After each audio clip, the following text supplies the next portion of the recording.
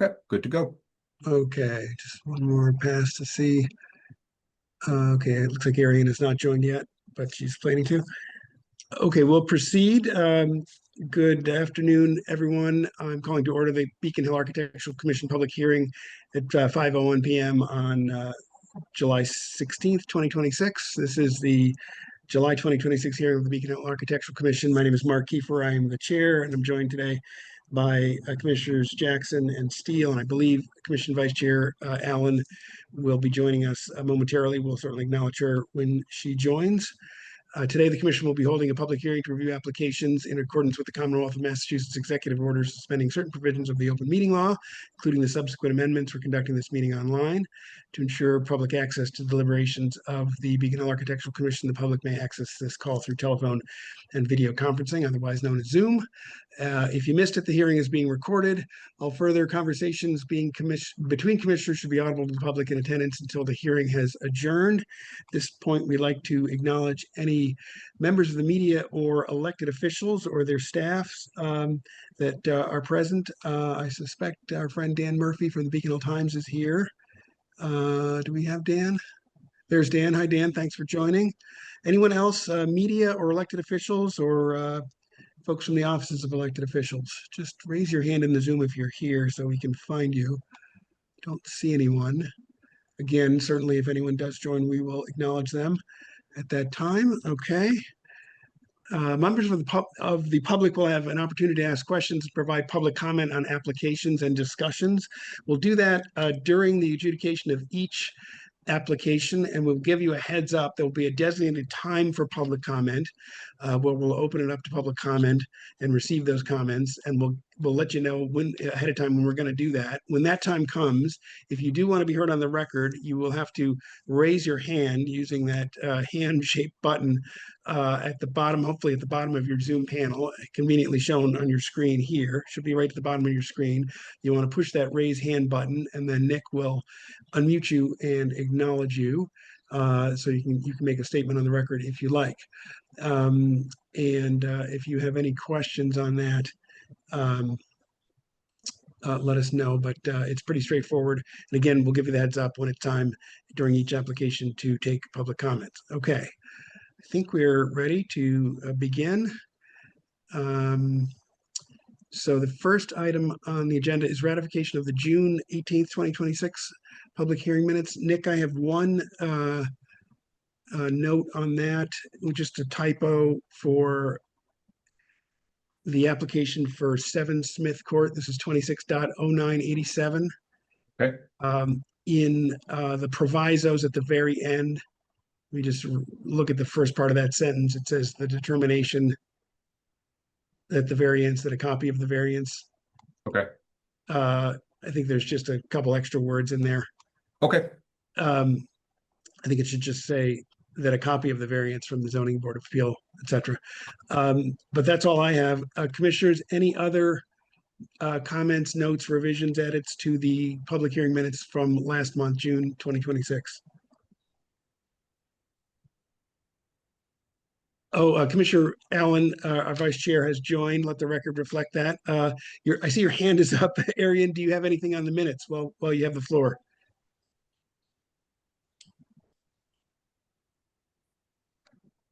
One more time, Arian, anything on the minutes? You should be able to unmute yourself, Arian. Yep. No, I was just letting Nick know that I didn't have access to the video or to the microphone. So no, I don't have anything. I just needed you to know I was here. Great, thank you. Welcome. Anything else, Commissioners Steele or Jackson, on the minutes? No, I'm fine. Okay, do we hear a motion to approve them with the minor edit that I mentioned? I so move. Okay, do I hear a second? A second. Thank you. We'll vote then. Commissioner Allen? Aye. Commissioner Jackson? Oh, did we lose Ralph? Does he have control? I think. Oh, you know what? I think he may have logged back in, Nick. Do you need to make him a co-host again? There you go, Ralph. Okay, Commissioner Jackson? Voting on the minutes? Oh, you're muted again, Ralph.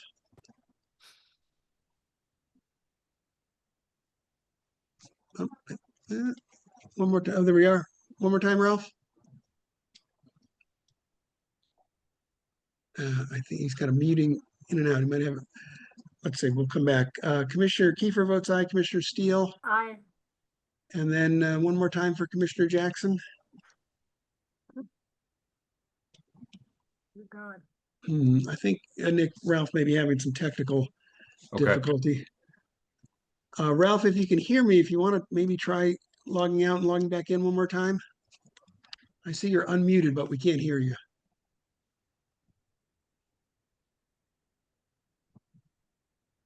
Okay, well, the motion passes either way, so the minutes are approved. Let's move on to the first design review application, which for the record 33 Charles was withdrawn by the applicant, so we're going to move on. Okay, I think Ralph is back on. Nick, to 53 Chestnut, which should be, I believe, George Howland. I think I There saw he is right George. there. Got him. Okay, George, can Hi, guys. you hear us? Hi, welcome. Thanks for coming in. Do you want to Thank just you. give us, we've got your application, of course, but you want to just give us a quick summary of what you are proposing? Sure. So just to be clear, I'm the general contractor on the project, and there's actually two items. I have the first two items on the agenda, but this first one is there's an existing wrought iron rail that runs up the front entry to the building and then also across the face of the building. And what we're proposing is to remove that rail and bring it back to a blacksmith shop to make repairs on the existing rail. So there's a number of areas, which I highlighted a few of them with the box, that are totally rusted out, and a lot of the connections down into the granite are totally gone just due to deterioration over time. And so we're proposing is to just repair the rail in kind, no change to the design in any way, but just to and utilize all the existing material, and then as needed make repairs to where there's material missing, and add on to the pieces that are non-existent that are going into the granite there. And then the only design element that we're proposing a change to is on the window grate behind. And there was a photo further down in the presentation for that, but yeah, exactly. So what we're proposing for that, those are currently active, and what we're proposing, which is based on precedent with the adjacent home at 51 Chestnut, is rather than having those be active wrought iron gates, we would just make it stationary in front of the window, and we would eliminate that scrolling detail on the top of the gates and just make it a rectangle that's sized to fit within the window space. Okay, just a quick clarifying question on that. So is it really as simple as they're just kind of brazed on there or something, and you just remove them? Is that the idea? And that the rest of the ironwork for that, what's now a gate, what would be a grill, is unaffected? Correct. Okay, that's thanks. correct. Okay. So that's the scope we have in mind. Okay, just one other quick question. If we can go back to the railing in the front for just a second. One of the affected areas is right at the upper right there, where it kind of meets the handrail for the steps. Yeah.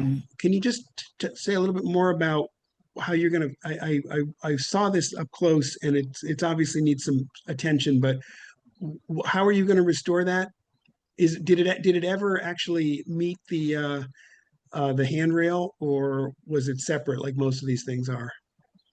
As far as I know, it's separate. I'm not under the impression that so like we have, since we've been working on the house, we have not touched any of it, but I'm not under the impression that it was ever connected. If you'd like it to be, we can do that, because we are. No, I just wanted to clarify. Most of these, at least in the vicinity, are the railing is indeed separate. There are a couple that are connected, but Right. I'm just, my specific question is, what specifically are you going to do to restore that? Because what did it look like originally, do you think?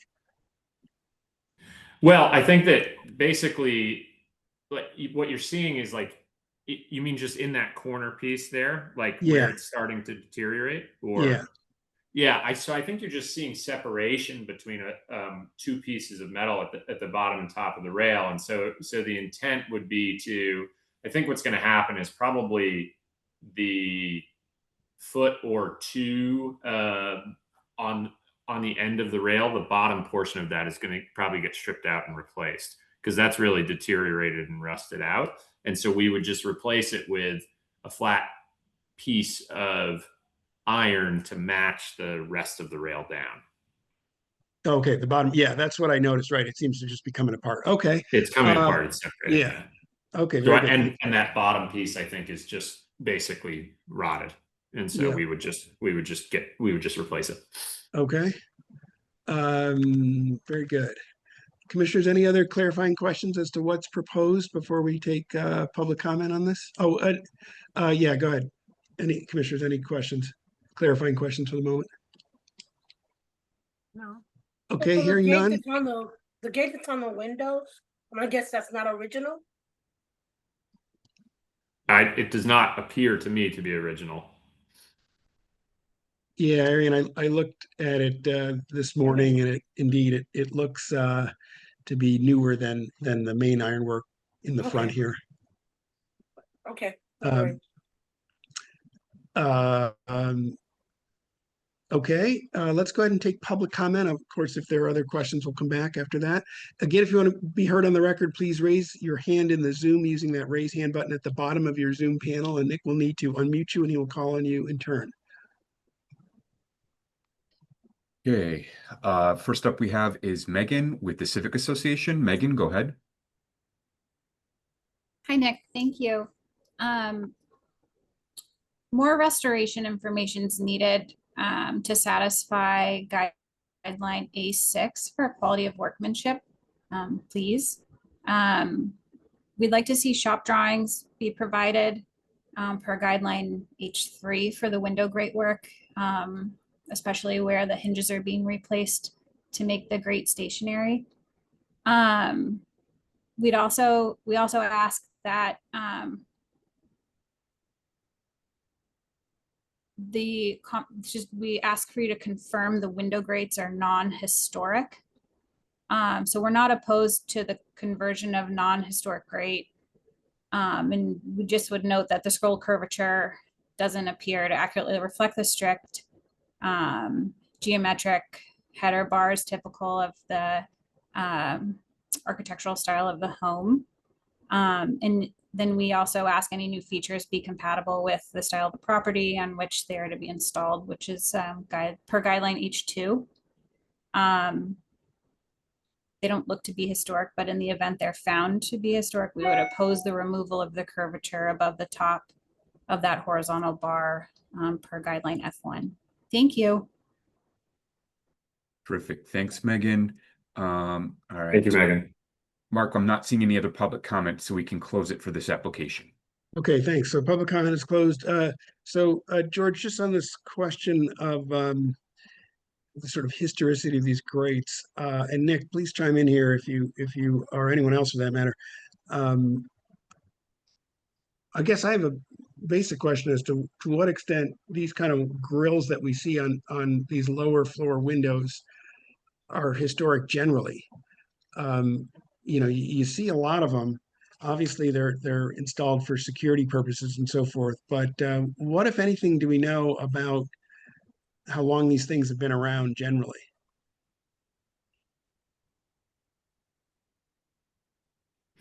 Yeah, that I don't have any information on that personally. I don't know if anyone else does. Okay, so you haven't, just in the course of your other business, come across these things or have had occasion? Well, I mean, I have, but I've never considered whether, how long they've been there. Right. And in terms of just do you have any other information about how, again, I think they're not historic, but do we have any sense of how old they are? I don't offhand. I can do some research. I'd have to consider where that research could be done. I know the former homeowner. I could talk to them and see if they were there for the whole time that they were there. I could inquire. I mean, what resources might have that information? Right. I mean, this is the challenge, and you know, I'm reluctant to ask you to sort of prove the negative here, which by definition is harder, right? Prove that they're not old. Yeah, I could talk to the subcontractor doing the work and see if he can identify something with the way that they're constructed, like something related to the material or something like that. But oh, there's an old photo. nice. When's this from? Yeah, I was getting ready to ask for such a picture. This was from a photo gallery that was donated to the Athenaeum, and this dates to about 1940. So we do know the vintage goes back to at least, I can't see if there is a window grate on the actual window, but you can see the matching fence here. Can you zoom it in on the window by any chance? Can I zoom in?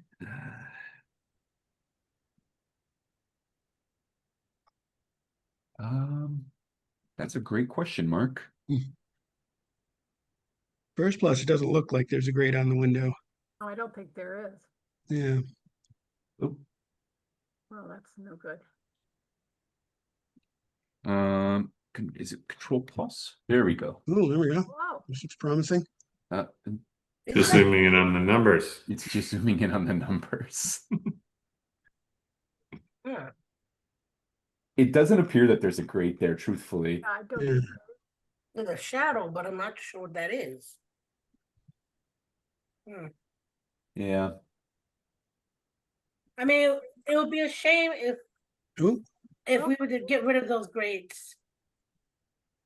And Oh.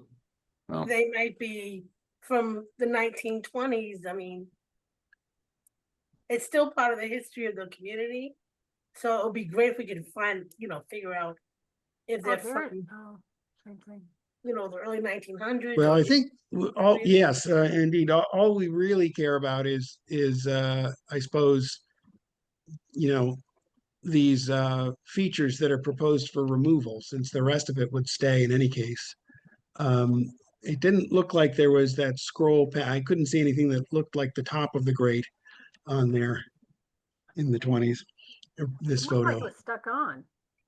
Yeah, I mean, it also candidly, right. I mean, in terms of the kinds of features of ironwork that is historic that we see, I don't recall, again, I just don't recall, but seeing those kinds of features on ironwork of any, significant vintage. So I think I'm satisfied that the features, at least, if not the grates entirely, are not especially historic. But maybe later Nick can just confirm what he can see in the historic photo, so we don't have to try to figure that out now. But I think I'm satisfied that their removal will not do an injustice to the story of the architectural history of this building. And then I think with respect to the restoration of the ironwork, I think we just we want to, I think,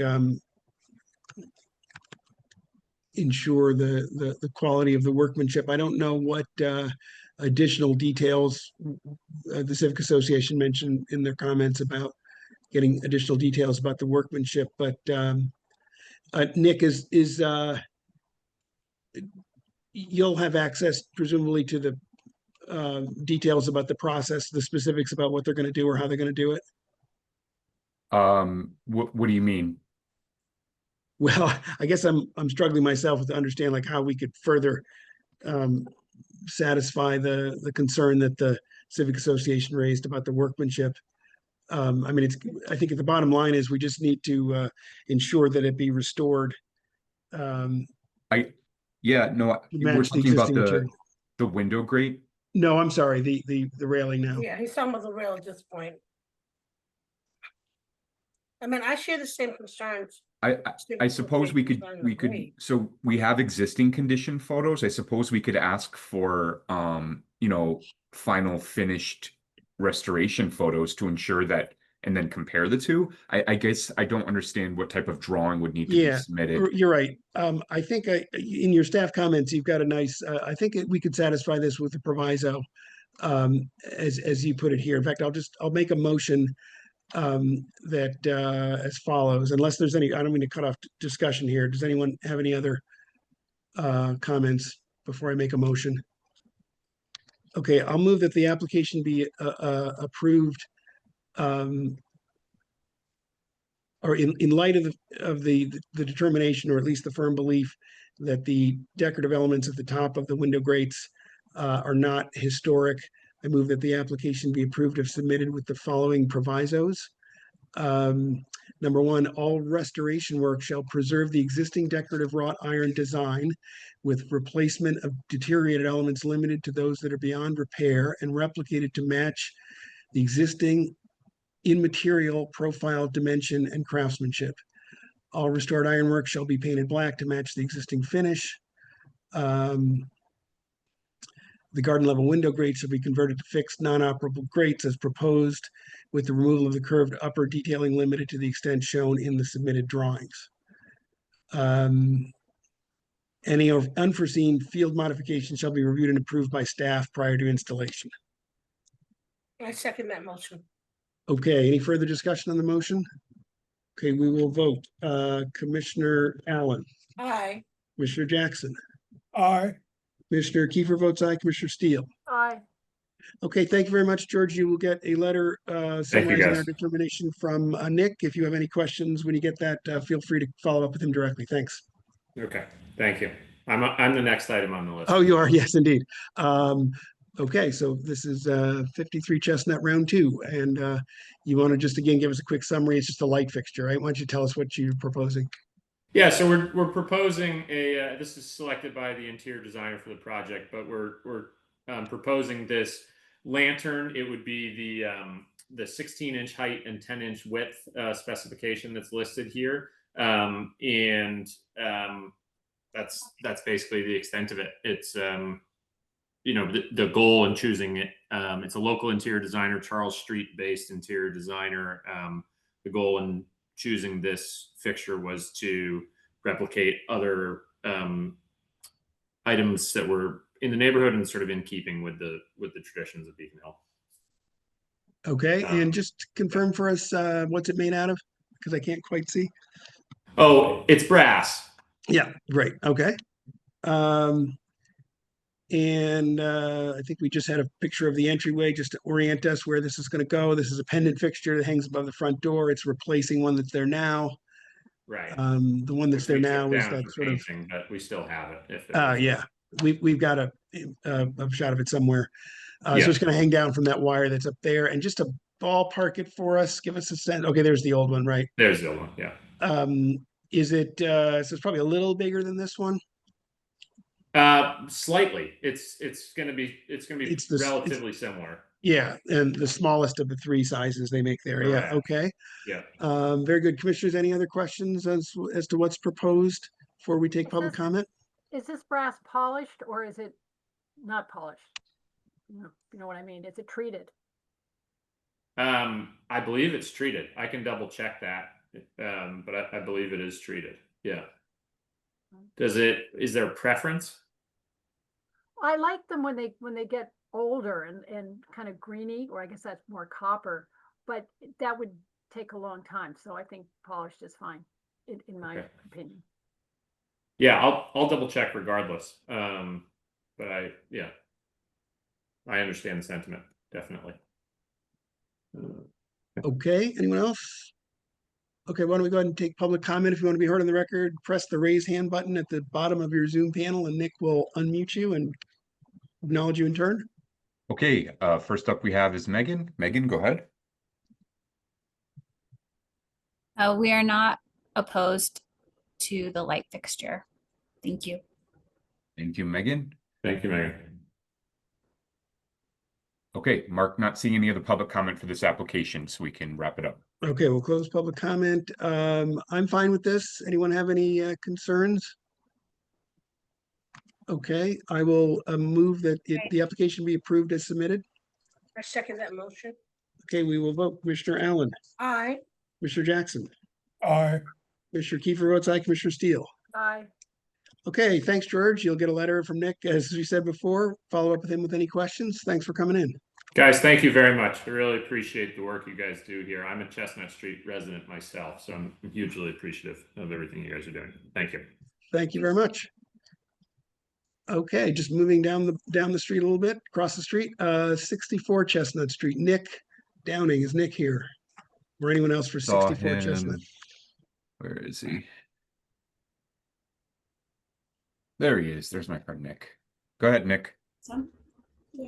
Hey, I can't turn on my video. It's not allowed, That's but I'd be that's happy. intentional. Yep. I'd be happy to do so if you'd like me to. All right. Good evening. I'm the homeowner at 64 Chestnut. I'm appearing today to seek approval to change the color of the shutters on the front facade of the house to match the color of the front door. Right now, there's a mismatch between the color of the front door, which is a dark navy blue, and the shutters. That occurred, unfortunately, because I omitted including the shutters from a prior application that I submitted to you and which you approved last fall. So here I am. Okay, thank you, Nick. And so that's the house. That's what it looks like now. Is that right, Nick? So you've repainted the entry and the door. Yeah. And Yeah, unfortunately, well, we're doing the bay too, but unfortunately, the painters couldn't get to it before the winter, and so that will be done imminently. And you guys approved that last time too. Right. Okay. So it's just the shutters, and it's all the ones we see on the facade there, right? The front facade. Exactly. Right. Okay. And the color, I think we must have a chip, is this, which is what the door is. And the not that it's necessarily relevant here, but the back fence as well, right? Yes, exactly. The whole principle is uniformity and consistency front and back. Right. Now we Okay. just have a little bit of black due to my omission. All right. Okay. Thank you. Okay, this is pretty straightforward. So why don't we go ahead? Just interrupt if you have anything, commissioners. But we'll discuss this in a second. Let's take public comment. If you want to be heard on the record, please raise your hand using the button on your Zoom, and Nick will unmute you. Okay, Megan, go ahead. Hi, thanks, Nick. So unfortunately, the Civic Association is opposed to the navy blue on the shutters.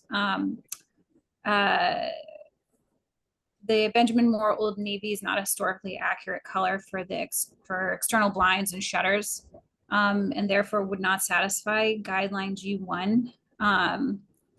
While the proposed paint color was previously approved for the front door and the rear fence, we do again oppose painting the shutters of the same color. This navy would be probably most appropriate located on shutters of the 20th century revival period homes, and the shutters of this federal period townhouse are historically appropriate when painted in colors with a heavy black, gray, or green color base. Again, typical of federal period and also the Greek revival period following. Thank you. Thank you, Megan. Mark, not seeing any other public comment.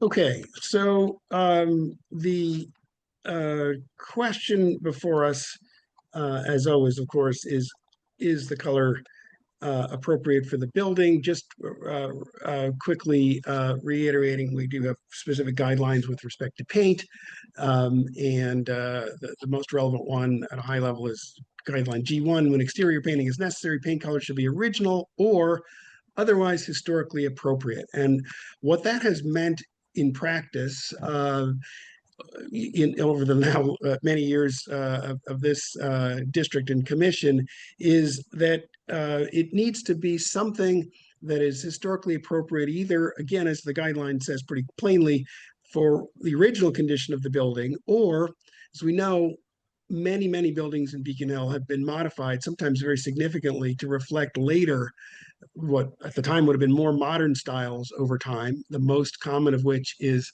the sort of Victorianization of buildings, earlier buildings that happened in the latter half of the 19th century.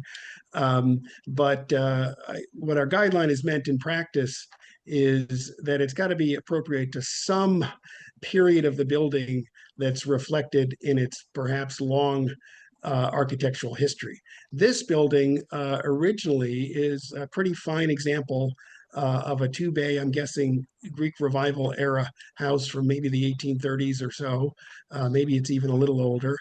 But it also reflects, I think, a pretty fine example of a colonial revival, maybe even, to be more precise, Neo-Georgian renovation that would have occurred likely much later in its life, probably just around the very time that Megan is talking about. And so I think when we are thinking about what's appropriate for this building, we need to take both of those expressions of its architectural history into account. And Nick, as usual, has done the homework. We did this last time too, by the way, when Nick Armada has done the homework, I should say, when the other Nick came before us. It is our conclusion, is it not, Nick, that indeed this color as proposed is appropriate for a building of a time period that's reflected in the current expression of this building. That's a long way of saying, indeed, we think it's appropriate. Huh. Nick Armada, is that a fair summary? That is 100% true. Right, right.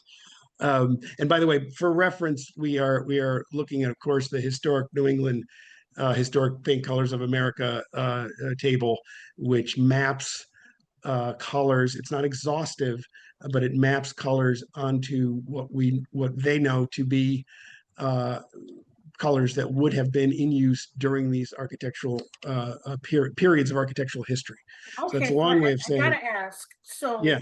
are we seeing shutters of that color from that time period? Because in all honesty, when I saw the picture, I saw the black shutters, I thought that looked beautiful. And seeing that in navy blue, it seems off, not just for the neighborhood, but for the time period. Are we seeing anything? Are we seeing any proof that in Beacon Hill, someone had like navy blue shutters? Yeah, I'm happy to share one example. It's not the exact same color of blue, but it's another quite fine building at the far end of Lime Street, the corner of Lime and Bremer. Do we have a picture of it? I bet Nick can bring it up for you. On the even side, even numbers? It's even brighter blue, actually. It's let's see, I think it's 38 Lime. It's right next to 36. Yeah. 38 Lime, yeah. So this area, and this whole block, because this is landfill, all of these buildings are of the colonial revival era, and this is a particularly nice example of one. You can see it's got those kind of Georgian elements in the front door and so forth, the curved lintels above the windows and so forth. These are all sort of trademark features of that period. And so here's one example. They're rare in part, I think, the colors you're reacting to, Arian, because I think, unfortunately, there's been, in the actual colonial revival period, because of the popularity of colonial Williamsburg, we have just a tremendous number of historic buildings of all kinds of vintages painted in off-white and black. And that was the style at that time in the 1920s, let's say. And so we have relatively few bright colors other than black and cream, in part, unfortunately, because of that, I would argue, anachronism that occurred in the early 20th century. But here's one example. There are, I'm sure, a few more. Does that help, I hope? So this house was built probably right around the time Nick's house on Chestnut Street was renovated. And this was the original color? Well, I don't know if it's the original color, but it's So an see, example my of question maybe I should clarify my question. I'm trying to aim towards original, what was done when the building was created, because this could have been, this could have been somebody in the '60s who said this would be a groovy color, let me paint it. Oh, this house, no, the one we're looking at was repainted much more recently. So to be clear, what the historic New England paint color chart reflects. I mean, I understand the historic colors of New England. I'm just asking for just for the shutters themselves. Like, do we have any that, like, okay, during 18 whatever, they made their shutters whatever color, and it's not something that we did in, recent history. Well, that's what they're reflecting here in this. They're saying that it is true based on their research that those colors existed on buildings of that period in New England. Okay, Do they mean? that's all I needed. Yeah, yeah. That's all I needed. Yeah. Okay, great. Anyone else? Anything else? Okay, I will therefore, in light of the affirmation that the color is appropriate for the Greek Revival renovation, the Colonial Revival era renovation of the building, that the application be approved as submitted. Do I hear a second? I second. Second. Okay, we will vote. Commissioner Allen, Aye. Commissioner Jackson, Aye. Commissioner Kiefer votes aye, Commissioner Steele. Aye. Okay, it is approved, Nick. You get a letter from Nick affirming our determination. Any questions, just follow up with him directly. Thanks for coming in. I think Nick is muted. Next is 59 Beacon, which is Paul Holland, or anyone else for 59 Beacon. Just raise your hand in the Zoom if you will, so we can find you. There you are. It's P. Holland, Nick. Yep, there he goes. Hi, Hi, Paul. Thanks for coming in. Do you want to just give us a brief summary of what you're proposing? sure. I'm the general contractor for the homeowners, the Demeter family. And they are just looking to refinish the front doors. So the plan would be to remove the two door slabs, refinish them offsite, repaint them. The color he selected is from this historical color chart, Sayward Pine. And then reinstall them. We would also repaint the frame and the arch. We wouldn't be removing those, but we would repaint those as well. The color of the Okay. doors? I apologize. Color of the What color? doors or a different color? They should be painted. I think that a similar color to what's there. I neglected to include that color in the application. That was an oversight by me. If you'd be happy to suggest the color that's most appropriate there, I'm sure the Demeter family would be fine with that. Nick, what can we adjudicate that, or do they need to come back given the notice requirements and so forth? Sorry, what was the element? I guess they want to repaint the surround as well, the sort of cream yellow portion. A similar color, but I guess it's not in the application. I would classify that in the same family and say that it's fine. It's the door area. I think that's fine. Okay, so if he wants to do it in kind, let's say, maybe with just you approving the final color. Sure. Okay, so Paul, how does that sound? In order to try to get you out of the way here. Yeah, no, that sounds great. I'd also be replacing the letter boxes with the letter slot and the toe kick. And they would be, Baldwin Products brass to match what's there. Okay, and just can you go back to the picture and just show us where those go? Sure, Okay, so they're there already. You're just going to replace them. that's right. Same size, Same size. and they're brass, right? Yes. Okay, so just to recap, doors are going to be this Sayward green, sorry. Whatever the word Sayward is. pine, Sayward pine. pine. I believe it's like a reddish color. Not, I don't know how it relates to this reddish color, but I think that's what he Like told me. this I reddish heard color? him. So I you're think- pretty much staying the same color scheme.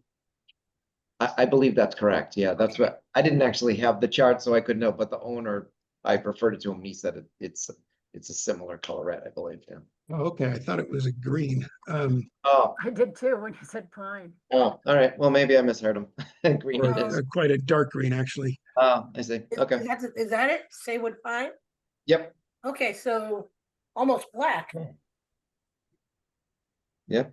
Yes. So we're not keeping, so the arch is going to be black. as Yeah, well. I misspoke. The owner said Sayward Pine, so that's maybe I was hearing they were staying red.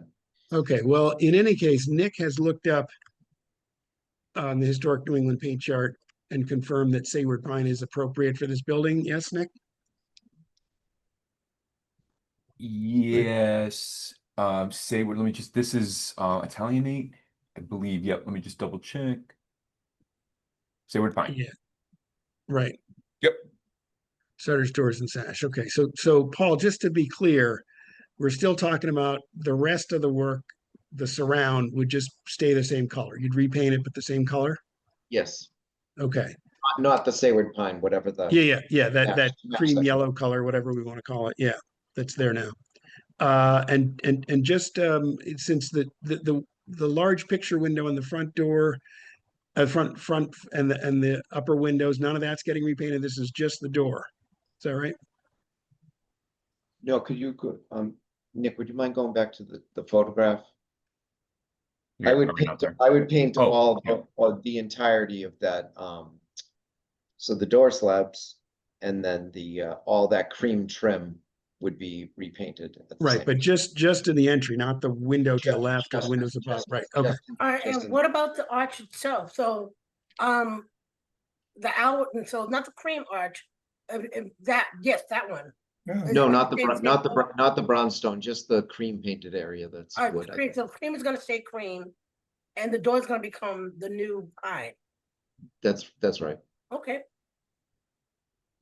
Okay, very good. I want to go ahead and take public comment. If you want to be heard on the record, raise your hand in Zoom with the Zoom, the hand button at the bottom. Nick will unmute you. Okay, first up we have is Megan. Megan, go ahead. Hi, everybody. Thanks. We do not oppose the color match to Sayward Pine on the historic New England color chart, as it meets guideline G1 as a historically appropriate paint color specifically stated for use on doors in both the mansard and Italianate styles, which is obviously the style from 1825. We also do not oppose the new mail slot as it meets guideline G5. Thank you. Thanks, Megan. Okay, I'm not seeing any other public comment for this application, Mark, so we can wrap it up. Okay, commissioners, any other questions or concerns about what's proposed? Okay, hearing none, I will move that the application be approved as submitted with the following provisos. That the currently painted sort of cream colored trim around the door be repainted in kind with a paint chip to be approved by, submitted and approved by staff in advance of any of the work. I think that's it. I Do I hear a second that second? motion. Okay, thank you. We will vote Commissioner Allen, Aye. Commissioner Jackson, Aye. Commissioner Kiefer votes aye, Commissioner Steele. Aye. Okay, the application is approved. Paul, you get a letter from Nick detailing what we just decided. If you have any questions, just follow up with him directly. Thanks.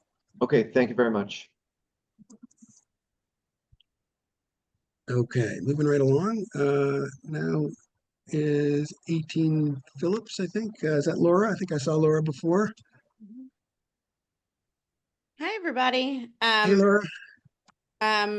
Perfect. I'm happy to be on camera if that's possible as well, but I understand if not. I'll explain, I'll tell you later why we're not doing that. Great. No problem. All right. Yes. So hi, everybody. I am Laura Mandel. I am 18 Phillips, which is also known as the Vilna Shoal, Boston Center for Jewish Culture. And I am here to seek permission for the next iteration of our Be the Change Justice-inspired public art exhibit. So this is an exhibit that we have run through our organization for the past 6 years. And now that our organization, formerly known as the Jewish Arts Collaborative, has become part of the Vilna Shoal, we are seeking to bring this project to Beacon Hill from May 2nd to October 25th, 2027. And the premise of this show, next slide, please. The premise of this show, just to help everybody understand why it matters, is that it's all about using art to bring communities together and to spark conversation about justice, hopefully moving us towards a place of more community connection and sort of finding ways to discuss some of the challenging issues that we are all finding ourselves in these days. And new this year, which we're really excited about, is that it's going to be in collaboration with the Museum of African American History, which I'm sure many of you know is right around the corner from the Vilna Shoal. Next slide, please. So just to give the full understanding of this, the project includes 3 key parts. So as you see on the left here from the last iteration that we did last year, we have public art sculptures that these are about 8 feet tall. They are designed to resemble a Jewish tzedakah box, typically a small box that you put change in to give charity, but we're sort of expanding the concept of what it means to give change or make change through this show. And so this last show or last shows had launched in Fenway and toured around, and now we'll be bringing it to Beacon Hill. So the public art sculptures are the key part of it.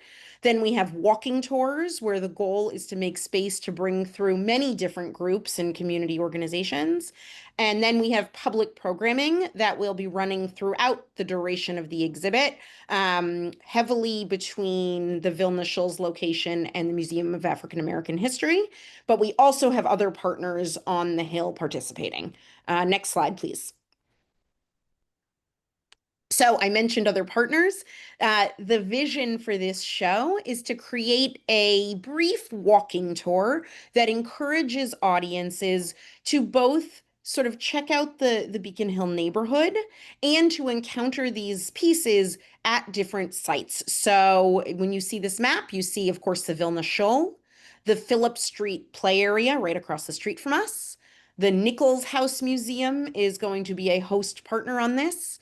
Beacon Hill Friends House, and of course the Museum of African American History. And the idea is that each of these pieces are sited within private property lines of each of these institutions so that they're it's much smoother and that we have partners watching over the art.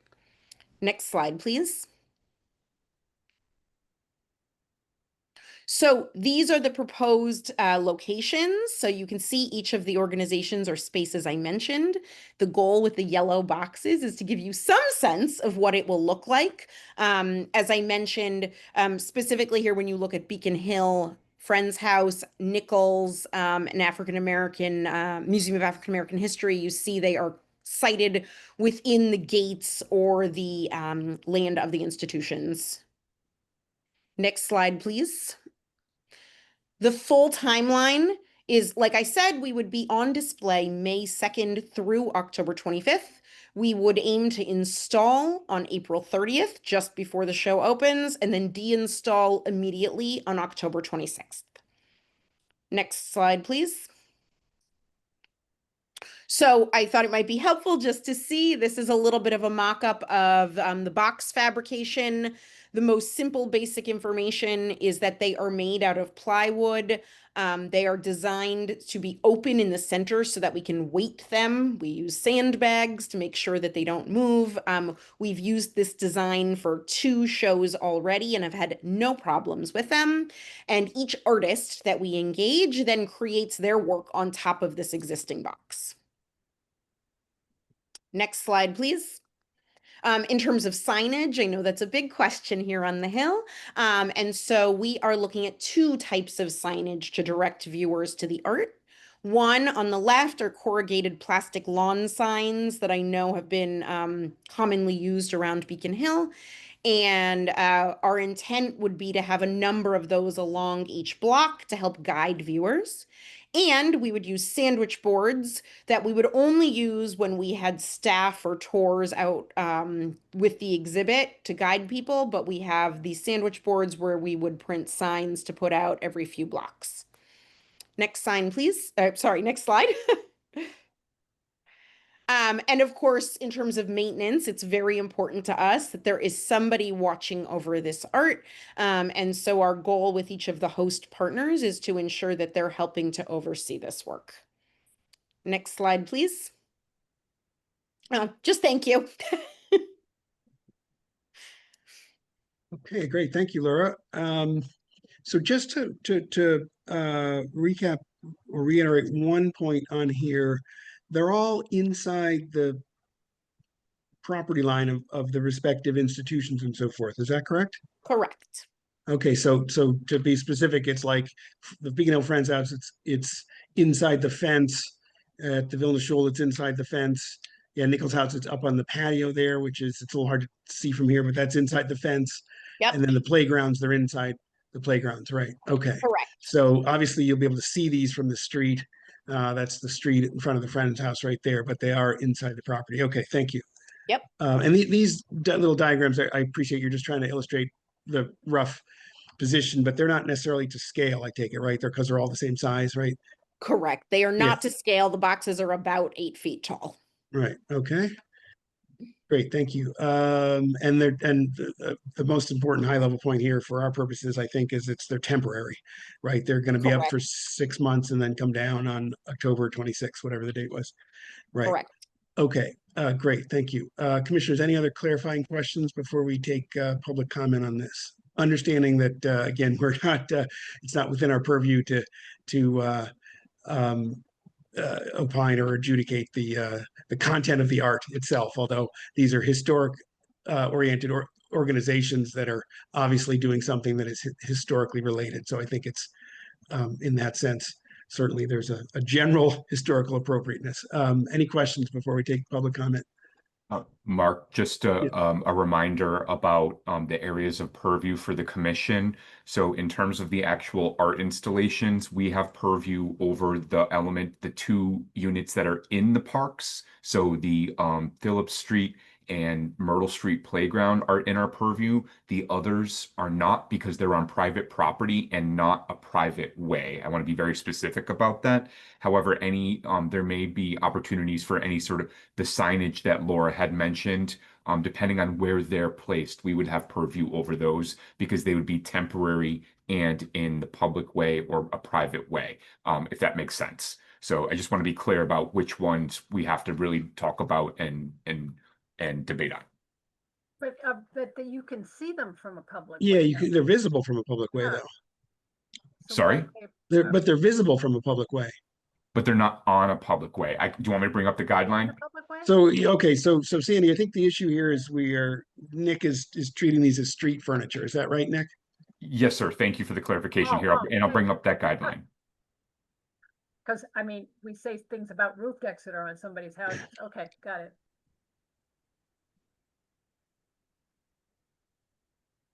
Yeah, I mean, I don't know that we need to debate it, whether they're really street furniture or not. But certainly I think, that these things are all similar in nature. So I think if we're okay with any of them, we're probably okay with all of them. I don't mean to speak for my colleagues on the commission here, but thank you, Nick, for pointing that out. That's where Nick is coming from, is that these, if you understand them as street furniture, then it's more restricted to things that are in the public way or private ways on a temporary permanent basis. Okay.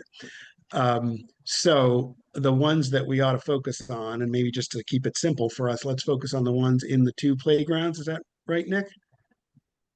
Yes, plus any of the directional signage on any of the other ones. So depending on where Laura recommends placing them, we will have purview over them based on their location. Right. Okay. Are most Thanks. of them gonna be along by the trees, those kind of pits? The ones. Yeah, how many signs are we talking about, Laura, and where would they go? So we were imagining probably about 3 per block. If you go back to the map, the Google map that shows the walking path along all of the streets that are blue there, we would imagine about 3. And of course, it would be driven by where there are opportunities, whether it's the parklet pieces or otherwise. So wherever you say we are able to do, we would put them. Okay. Okay, let's come back to that. Maybe after we, okay, so let's just to quickly recap. I think we want to worry about in particular the ones in the playgrounds that are on a public way, and then the signage that's going to accompany these things, understanding that all of it is temporary. Let's go ahead and take public comment and then we'll get into it. If you want to be heard on the record, press the raise hand button at the bottom of your Zoom panel and Nick will unmute you.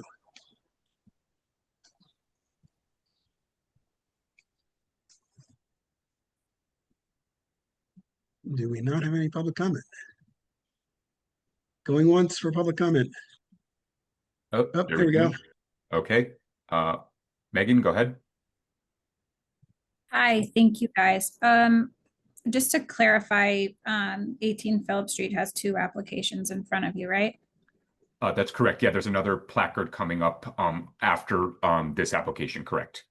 Okay, just wanted to, so Civic Association, we feel that this is a thoughtfully located art exhibit, and we note the temporary and non-damaging installation plan. We think it's appropriate for an exception to the street furniture guidelines K1, K2, K3, which state that the temporary street furniture is not permitted and that authorized street furniture must be historic in character. We think it's worth noting that the proposed locations of the art pieces for the installation do not appear to be located in or on public or private ways. Thank you. Terrific. Thanks so much, Megan. All right, I'm not seeing any other public comment, Mark. Okay, very good. Thank you, Megan. Yeah, I mean, again, importantly, these things are temporary in nature, and just to, again, for context, we have such lots of temporary things that we tolerate out of necessity, like scaffolding and so forth, which sticks around a lot longer in many cases than this is proposed to, and is quite, I would argue, more visually impactful and to the negative. So I think I'm fine with what's proposed here in concept. Again, particularly focusing on the ones that are in the public way. Laura, I just have to ask. Obviously, you have the buy-in from the city to put these in the the playgrounds. Yes. Okay, very good. Do you have a letter to that effect or something like that that you could send to Nick? I can get something. Okay. We just like to make sure that city approvals come before us in general, like zoning and things like that. So if you have something that just for the file, that'd be great. Okay, commissioners, let's just start with the art installation. Oh, the other thing I was mentioning, yeah. So there's sort of the negative version of temporary stuff, which is like scaffolding and all that. Some of which is huge and unsightly and much longer lived. And then there's the even more temporary stuff in the positive, like the art walk, which puts up flags and banners and signage and actual art, obviously, every year. And they've been doing that for at least a decade at this point. So this is hardly unprecedented in either its nature or the nature of what's the actual objects or its temporary nature and so forth. And so for all those, and it serves a greater purpose of historic preservation, which I think is consistent with the historic district and our mission. So my only concern, and commissioners tell me if you have any other ones, is with the temporary signage that will accompany these things. And I think we just want to make sure that's not, there aren't too many of those. I mean, it's all temporary. It's for a good cause. It's all temporary. This has been done before. So Arian, do you have a preference? There were 2 options that Laura put up with respect to the signs, the one that might just be stuck in or next to a tree pit, that one on the left, and then there's like what do we call it, sandwich board on the right. Do either of those strike you as better than the other? Maybe they want to use both, but I mean, again, they're temporary. yeah. The thing about the sandwich boards is that I'm gonna guess that you'll take them down at night because you wouldn't want them to get vandalized. So the sandwich board might be good because it won't be around the whole time. But in all honesty, not really a preference. Because again, Yeah, it's okay. not gonna be temporary, it's not gonna stay forever. Yeah, Laura, on the sandwich board one,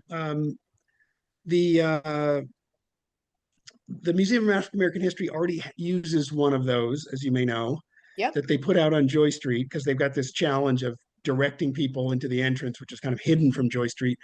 And at least right now, it's just got a big arrow on it. And I wonder if we couldn't, in the interest of reducing clutter, preserving accessibility, and frankly, the aesthetic of that important historic space, could we kind of combine it with that?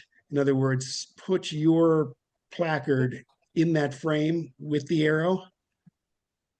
It doesn't seem impossible. I'm happy to talk to them about that. It's a good Yeah. idea. Yeah, I Yep. realize you can't necessarily speak with them Sure. for Yeah. for them, No, but that'd be see. great. Yep. Okay. Great. Might there be other opportunities? I have no idea what, but if anyone else has any of these things that they use, I don't know if the Nichols House does. I'm trying to remember. No, usually just when there's an event or something, a sign goes out and then it goes back in again. Right. Okay. Yes, Sandy, you would know. Okay. So, if you did do the sandwich board option, where would, and we just saw the one from the Museum of African American History, where would the other ones go if you did that? And again, we just want to make sure we're not impeding the sidewalk and all those other kind of things and interfering with any other the architecture. Sure.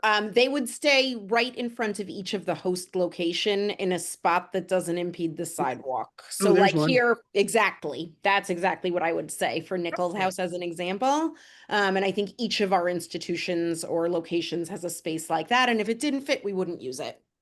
Okay, so maybe let's just, I don't think we need to sort of worry this to death here and design it on the fly, but let's just say if we can ask you to the maximum extent possible, make use of the existing temporary signage that the institutions are using, like the sandwich board here and the sandwich board at the Museum of African American History, and try to just incorporate your placard into theirs if you can. Great. That's a great, Okay. yeah, it's an advantage. That's great. Okay, Ralph or Sandy, do you have any other thoughts as to the signage, as to their number or the design? Again, understanding they're temporary. Well, I thought Yeah. on the sandwich boards, my understanding when you first described was it had to do with the tour, the day of the tour, and then it would be taken up and put out. So kind of like what you do when you have the open houses at the Nichols House and stuff, it's there during the tour and then it comes out. And that's this, Correct. That's the intention. okay. I kind of like, I have to say, I kind of like that better. I think they're just a bit more tidy as well. They're not, there's no polite way to say it, Laura, but they're not plastic.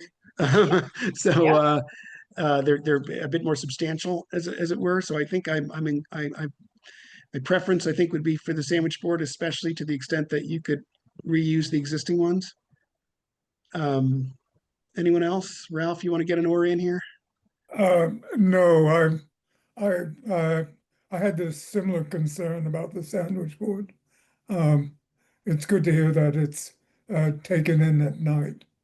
Yeah, and frankly, if that's one of the primary differences, the other ones would just sit out there. I think I kind of prefer the really temporary option, just comes out during the opening hours of these things. Makes sense. Yeah. Okay. So, Laura, is it feasible for you if we do them all as sandwich boards? I guess my only question would be oh, go ahead. I think, I'm sorry. I think there should be options. When I look at the grate mounted example there are times when people ought to know that the tour is available. Yeah, And yeah, the permanent board allows you to sort of be aware that there is this sort of ongoing activity. All the sandwich boards would do is within the hours of yeah. Yeah. That's a good Well, point. yeah. Okay, here's- okay, here's you're the right. thing. The reason why I went with the sandwich boards as opposed to the other one is because, you know, I've been here for a short 14 years and I've seen people just vandalize for no reason. So if you put something there that when somebody is drunk walking down the street and they're being rowdy and they've got something to destroy, now instead of them having a signage that points people towards their very worthy cause, they've I got think, signs. Aaron, I think they might be more attracted to the sculptures than the signs. So let's hope if there I isn't. were, Yeah, if I were going to worry, I'm worried about the artwork in the playgrounds, you know. well, how about this? where, I'm sorry, Ralph, go ahead. So, and I'm just saying, I like the idea that there is an identity of this thing off hours. Yeah, okay, so we can do both. I don't mean to be, I'm not hard over about this at all. How about this as a sort of consensus and a direction? Why don't we say that we'll ask that they try to reuse the existing sandwich boards for the host locations to the maximum extent possible, to incorporate the placards therein, and that the exact number and placement of the signs will be just confirmed with staff in advance of the opening. Fine. Are you okay with that? I mean, I'm fine with it. Just that where I live in the hill, there's so much activity. There's good and there's bad. And unfortunately, I've seen the bad destroy things that should not have been destroyed. Yeah. So Well, that's the only reason why I have that concern is because unfortunately, yeah, well, I think being it's in resolved. their interest. Laura, tell me if I'm wrong here, but I think it's certainly in your interest to maintain these things and keep them in good condition and replace them quickly if necessary. Yes, absolutely. And what I will say is I have been shocked that in 6 years of doing this project, we've actually never had an issue of vandalism, which Oh, nice. surprises me. Mm. And what I like about these signs is they're easy to replace. So we can print extras, and then if something happens, we can replace it quickly. Okay. All right. Okay, let's see, we've taken public comment. I think we've got a consensus. Okay, so I will move that the application be approved as submitted with the proviso that with respect to the with the following provisos. Number one, that the installations and the accompanying signs be removed promptly at the end of the exhibit in October at the stated date. And number two, with respect to the temporary accompanying signage, that the existing sandwich boards used by the host institutions be reused to the maximum extent feasible, incorporating the placards therein, and that the exact number of signs and their location be confirmed to staff before installation. I second that. Okay, we will vote. Commissioner Allen, Aye. Commissioner Jackson, I, Commissioner Kiefer votes aye, Commissioner Steele. Aye. Okay, thanks, Laura. So you're up again for the next item on the agenda, which is also temporary. Yeah. But these are historic markers rather than pieces of art. You want to just tell us, quickly summarize what you are proposing here? Absolutely. So I'm thinking many of us have heard of the Everyone 250 historic marker program that is part of the Embrace community.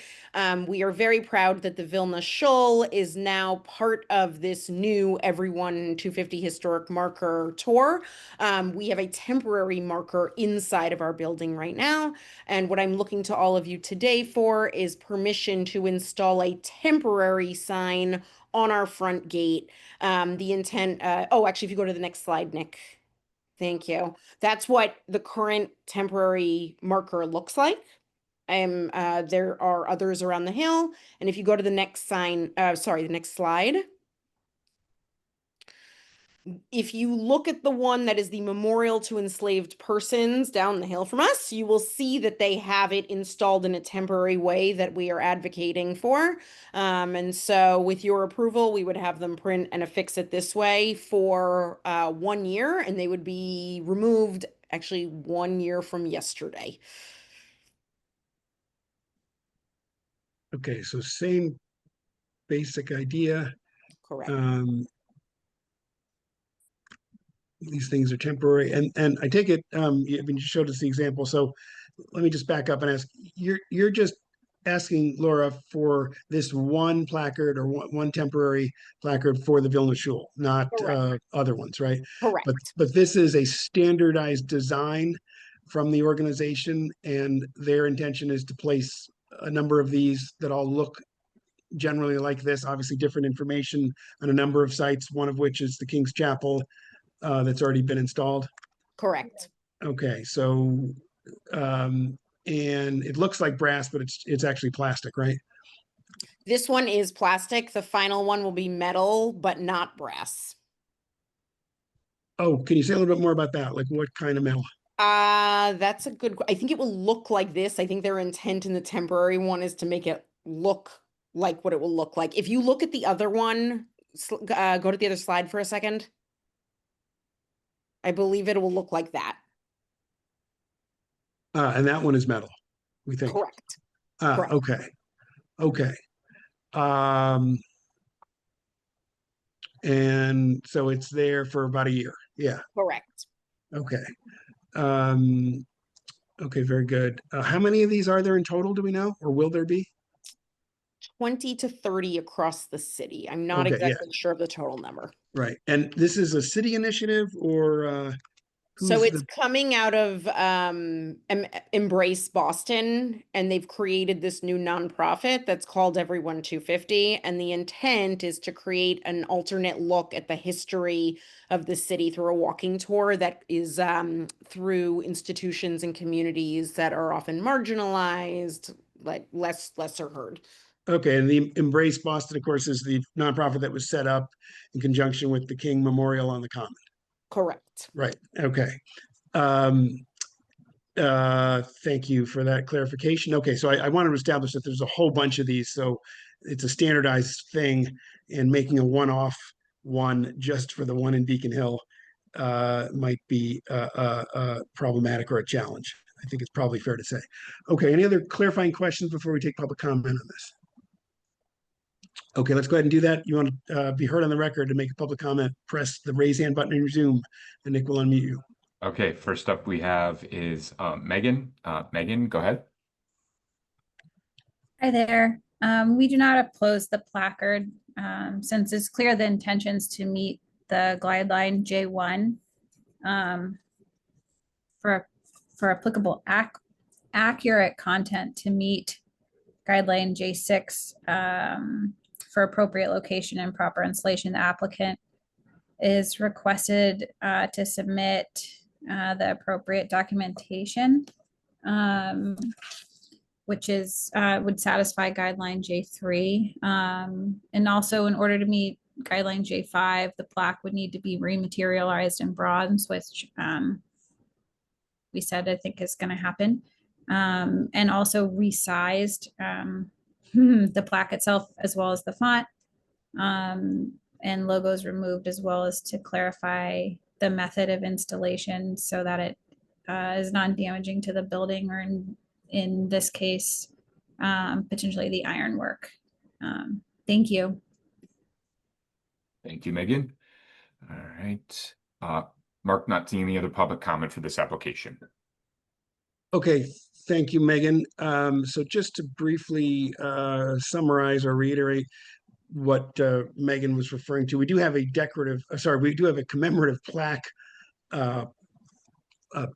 guideline, policy even, which came about during my first tour duty on the commission, because of course there are a lot of plaques, permanent plaques in Beacon Hill, and as you might imagine, a lot of interest in plaquing a lot of buildings, and we want to keep them. We want to basically ensure that they meet our general criteria of architectural and historical appropriateness and so forth. And we have basically two criteria. The first is the site is associated with a significant event or series of events and the contributions of a person or group of people to the neighborhood, city, commonwealth, or nation. And B, the site embodies distinctive characteristics of a type, period, or method of construction, or represent the work of a master that possesses high artistic value. I think it would be fair to say that the Vilna Shul qualifies on both counts in this case. I suspect the content of the plaque itself will demonstrate that. Laura, is that correct? Yes, correct. The language on the plaque is just the brief history of the building and the community. Right. Okay. We don't need to read the whole thing now, but so yeah, understanding that we do have a specific guideline with respect to how these things are made and how big they are and so forth. And that there's a very specific size requirement. This is bigger than that. They are generally required to be made of bronze and so forth. But I think, consistent with our discussion of the prior application, we understand that these things are patently temporary. The whole notion here is for a one-time in conjunction with the 250th anniversary commemoration of aspects and sites in Boston history. And so we know that the intention already is that it will come down next July. And so it's temporary. And I think for all those reasons, an exception to what I think could properly be described as the permanent commemorative plaque policy is warranted in this case. Anyone have a differing view? Okay, one more time, Laura, because sorry if I missed it or I've already forgotten. It's going to go on your front fence, is that right? Correct, on the front gate. On the gate, okay. And how does it get installed? The Embrace Everyone 250 team has worked with installers. So the people who did the one on the other fence that I showed would help us install it. Okay, so I'm just want to make sure that it's going to be done in a manner that doesn't permanently affect the fence. Correct. Right, okay. Maybe we'll just make that as a proviso. Okay, any other suggestions, comments, commissioners? Okay, I will move that in light of the patently temporary nature of the commemoration that's the subject of the plaque, that the standard commemorative plaque policy, an exception to the standard commemorative plaque policy is warranted, and that moreover, the intention of the plaque otherwise does meet the guidelines for significance spelled out in guidelines J1A and B in both respects, with respect to the building and the events that took place therein and its contribution to the neighborhood, city, commonwealth, or nation, and that the plaque proposal be approved with the following provisos. Number one, that the final plaque that's installed be made of metal rather than plastic, and number two, that it be installed in a manner that is reversible and has no permanent impact on the fence upon which it will be installed. I second that motion. Okay, we will vote. Commissioner Allen. Aye. Commissioner Jackson. Aye. Commissioner Kiefer votes aye. Commissioner Steele. Aye. Okay, thanks a lot, Laura, for coming in, and you'll get a letter from Nick affirming our determination. If you have any questions about any of the above, just follow up with him directly. Thanks. That's awesome. Thank you all so much. I can't wait to take you all on a tour of Be the Change and our Everyone 250 sign. Thank you. Look forward to it. Thanks. Awesome. Thank you. Okay, next is 107 Charles Street. So this is going to be 107 and 109, which will be the same applicant in both cases, I think. Patrick Mahoney, is Patrick here? I see Shannon Rooney. Shannon, are you representing 107 Charles Street? Yes, I'm with Monty French Design Studio. We're the architect for 107 and 109. Okay, and just briefly to recap, you had come before us already about this, and this involves the ductwork and so forth for some air conditioning units at the back of the property visible from Cedar Lane Way, correct? That's right. Okay, so I think last time we expressed concerns about the visibility and maybe moreover the visual impact of the brass cover that had already been installed, feeling that it Yes. was maybe well intentioned, trying to hide the ugly pipes and so forth. It was drawing attention to itself and may indeed be worse. And so we were looking for a much more innocuous solution that would, in the first instance, attempt to hide these things more successfully. So can you bring us up to date as to where you are on that? Yes, so what we have for you today is a couple of design options for discussion. We also have some updates on the location of the kind of piping that would be visible and the extent to which it would be visible from Cedar Lane Way.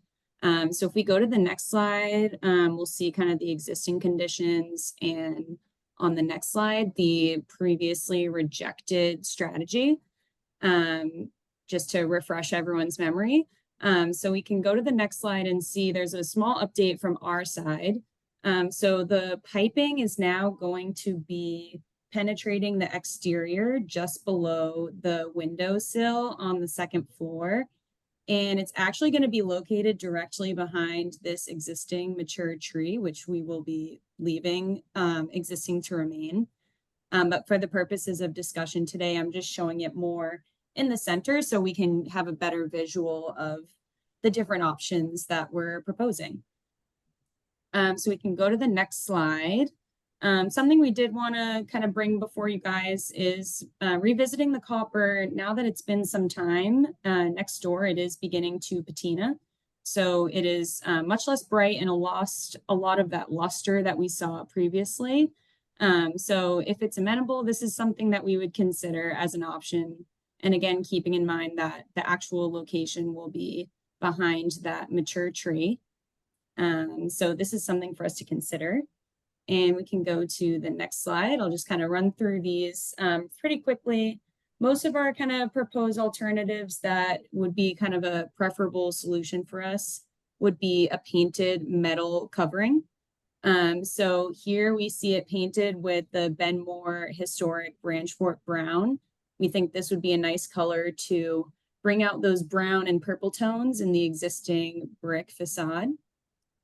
And we can go to the next slide and see another historic color that we're considering here.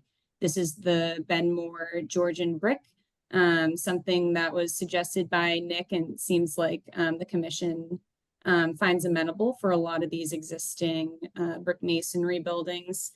And this one's nice because it does bring out a little bit more of those red tones in the brick here. And we can go to the next slide. So last time we appeared before you, it was discussed that maybe painting the actual piping themselves would be a preferable solution. After discussing with our construction team, this is not going to be a feasible approach for us. And that is because the piping is wrapped in this kind of thick foam insulation.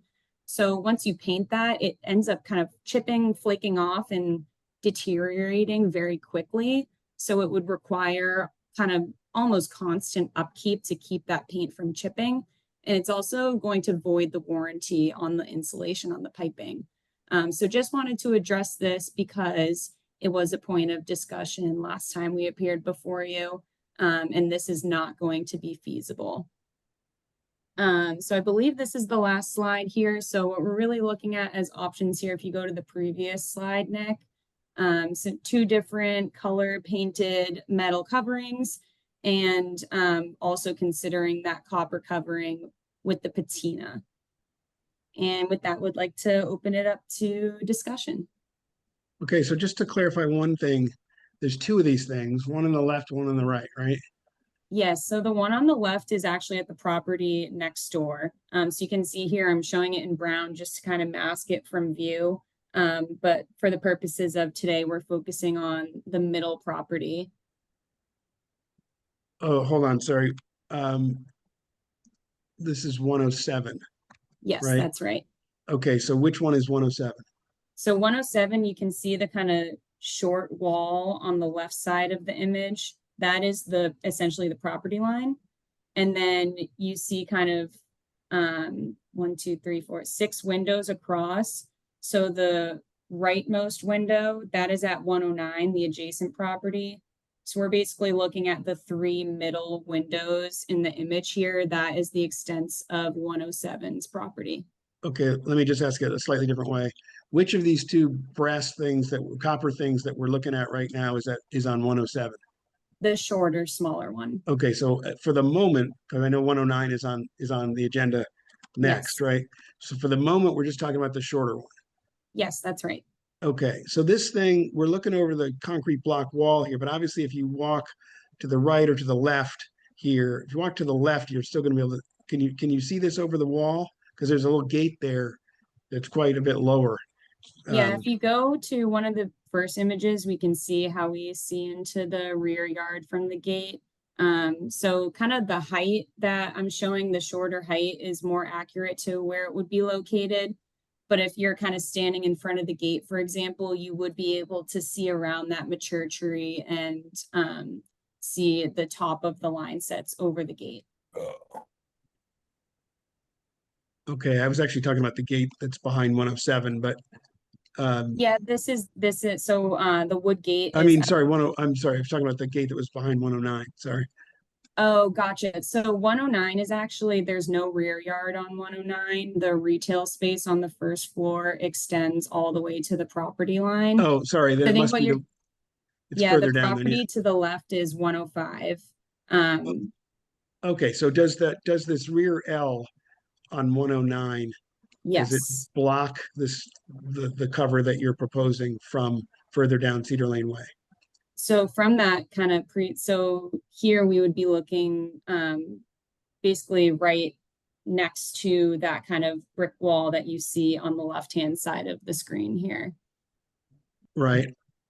And then this is also, for reference, I'm 5'7". So the photos that I'm showing in my presentation, I took them at eye level. So kind of assuming that would be the sight line of kind of your average person, I guess I would say. Okay, so if we go to the left here, Mhm. eventually we're not going to see this at all? That's right. I think Is that what we're the saying? kind of the single story structure that we're looking at right now, that's on 105's property. That coupled with the mature trees, as we kind of progress down Cedar Lane Way, this would not become visible until you get to the very end of Cedar Lane Way, Right, okay, if that makes sense. yeah. Okay, and so then just to be clear, the thing we're talking about is where in this image? So you see kind of that brown downspout that's coming down in the center of the image. It Right. would be to all the way to the left of that, right next to the single story structure. So Okay, but yeah, that's what's drawn in red, that is 107's property extents. So it would be basically as far to the left of the property as we can get. okay. Now I'm afraid I'm still confused because I thought we were talking about there's two copper things, and one's the short one and one's the tall one. Where's the tall one? So the tall one is currently, right now, it's probably right behind that tree that's closer to the exterior wall. Right. So I think whatever approach we find amenable here today for 107, we would want to kind of transpose that same strategy next door at 105. Okay, so can you point out in this view where the shorter one is on 107? Yes, so the window that is all the way to the left, right to the left of Nick's cursor, it would be underneath the sill of that window. Got it. Okay. Okay, so that by definition would not be visible from beyond the brick structure in the back there. Yes, Okay, that's correct. but it would be visible from here. And since we only were seeing over the top of the wall there, does it go all the way down to the ground from there? The intent would be, I think the image here is probably perched a little bit higher than the average person. When I'm standing in this location, I cannot see this far into the rear yard. So the Mark, intent would be to, sorry, go ahead, Nick. Sorry, the Google Street View cameras, especially when they're walking, it's about 8 or 9 feet high. Oh, I see. Okay. Yeah. Okay, sorry. Let's not worry this too much then. And from that very specific detail. Okay, thank you, Nick. That's a very important clarification. Okay. So we're just talking about 107, which is the shorter of the two. Yes, And the idea here is that these lines now penetrate the building much lower down, right? that's right. Okay, obvious question. Is that as low as they can go? Yes, we're basically going to host them within the floor assembly between the first floor retail space and the second floor residential floor. So we've kind of moved them down as far as possible. Okay. How many of them are there? So there's going to be 6 pipes coming out of the building for each of the residential units. So And one per unit. Each of their diameters is what? With the insulation, it's probably about 2 inches. So that's kind of why the kind of size of the metal or copper covering is as wide as it is. Okay.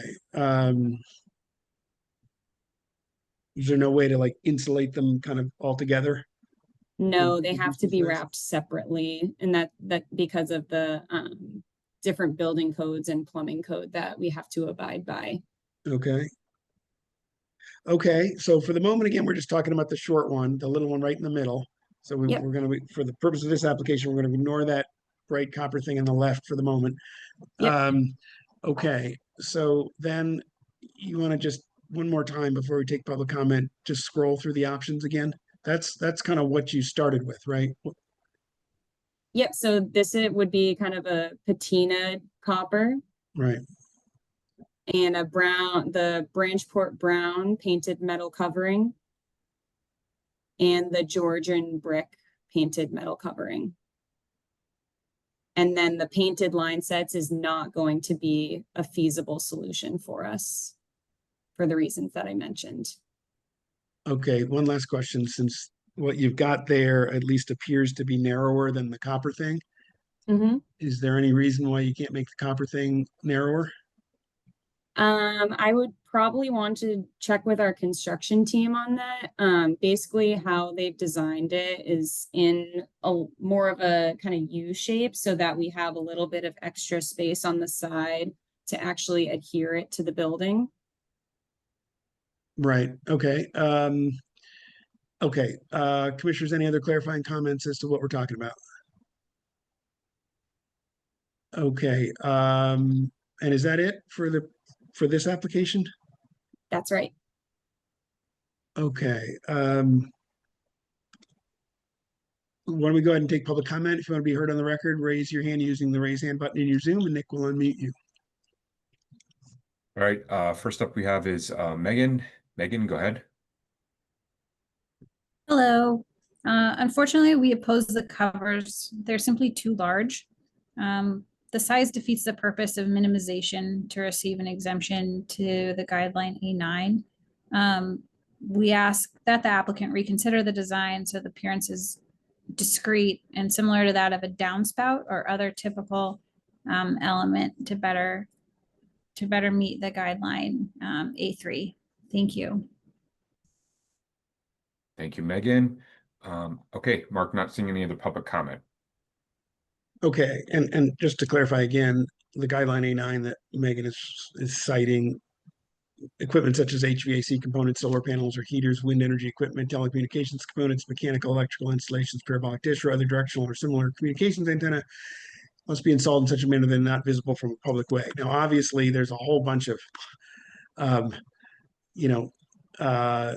telecommunications components, mechanical, electrical installations, and so forth, that are all over the backs of all kinds of buildings. But the spirit of the guideline, I think, is important, which is that these things are unsightly, and particularly when they're visually prominent like this, we really want them to be invisible to the maximum extent possible. Sometimes these things get put up without our consent at all by the utilities. That's not uncommon. And they come and change them out without even telling us and so forth. And so the fact that you see a lot of this stuff the backs of these buildings doesn't mean it was approved by our commission or that it's consistent with our guidelines. So I just want to make that clear at the outset. Let's see.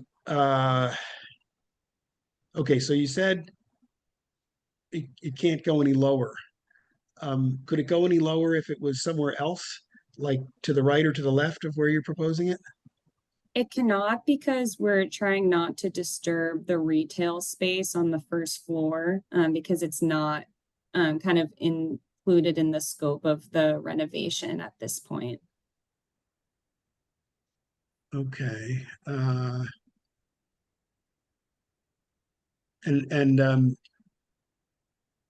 So again, we don't get into it's not in our purview to talk about, the functional qualities of these things, but just so we can understand what the options might be in terms of improving this or fixing this. These are lines from HVAC units that are, you said, somewhere in the basement or in the backyard or something? Yeah, so we're basically upgrading the heating and cooling system in the residential units on floors 2, 3, and 4. So what we're installing is those mini split units that you see a lot nowadays. So there will be kind of a wall-mounted fan on the inside of the apartments. And then what we're discussing here today is covering up the pipes that lead out to the larger condensers, which is basically like a big fan unit that sits outside.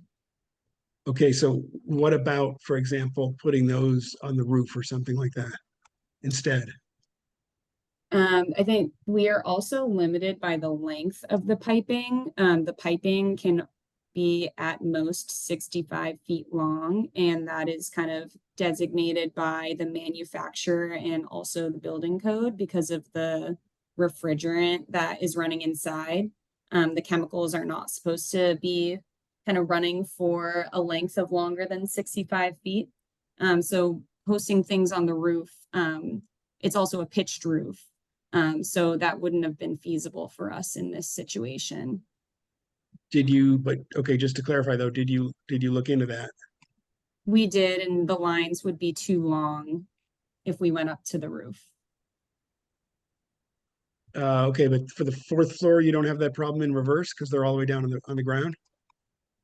We also have, it's kind of a very small flat roof portion. Most of the roof is pitched at like a 45-degree angle on either side. So the space that we have for the flat roof wouldn't be large enough to fit the units. And then coupled with the line set length, we decided that it wasn't going to be feasible for us. Okay, it seems like it's the same distance if they were up there versus down to the bottom. That's what I'm just trying to understand. Yeah, I think this is what we were told by our HVAC subcontractor. You see what I'm saying though? If it's for 2, 3, and 4, it just Yeah. seems if they were on the roof, it would be shorter, if anything, going to Yeah, floor I see 2. what you're saying. And I think we just don't have the space on the roof to host all 6 of them.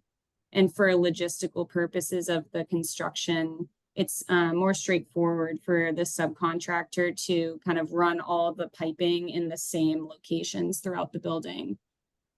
So it becomes more complicated if we're kind of running 2 units this way and 2 units that way, if that makes sense. Okay. You said you looked into painting the line sets. What about, so these are pipes that have insulation on them, is that right? That's right. What about getting the insulation in a color? Effectively the same thing. I will say we've not looked into it. Typically, they're only available in black, just due to the manufacturer's limitations. Okay, but you don't know yet if that's not an option.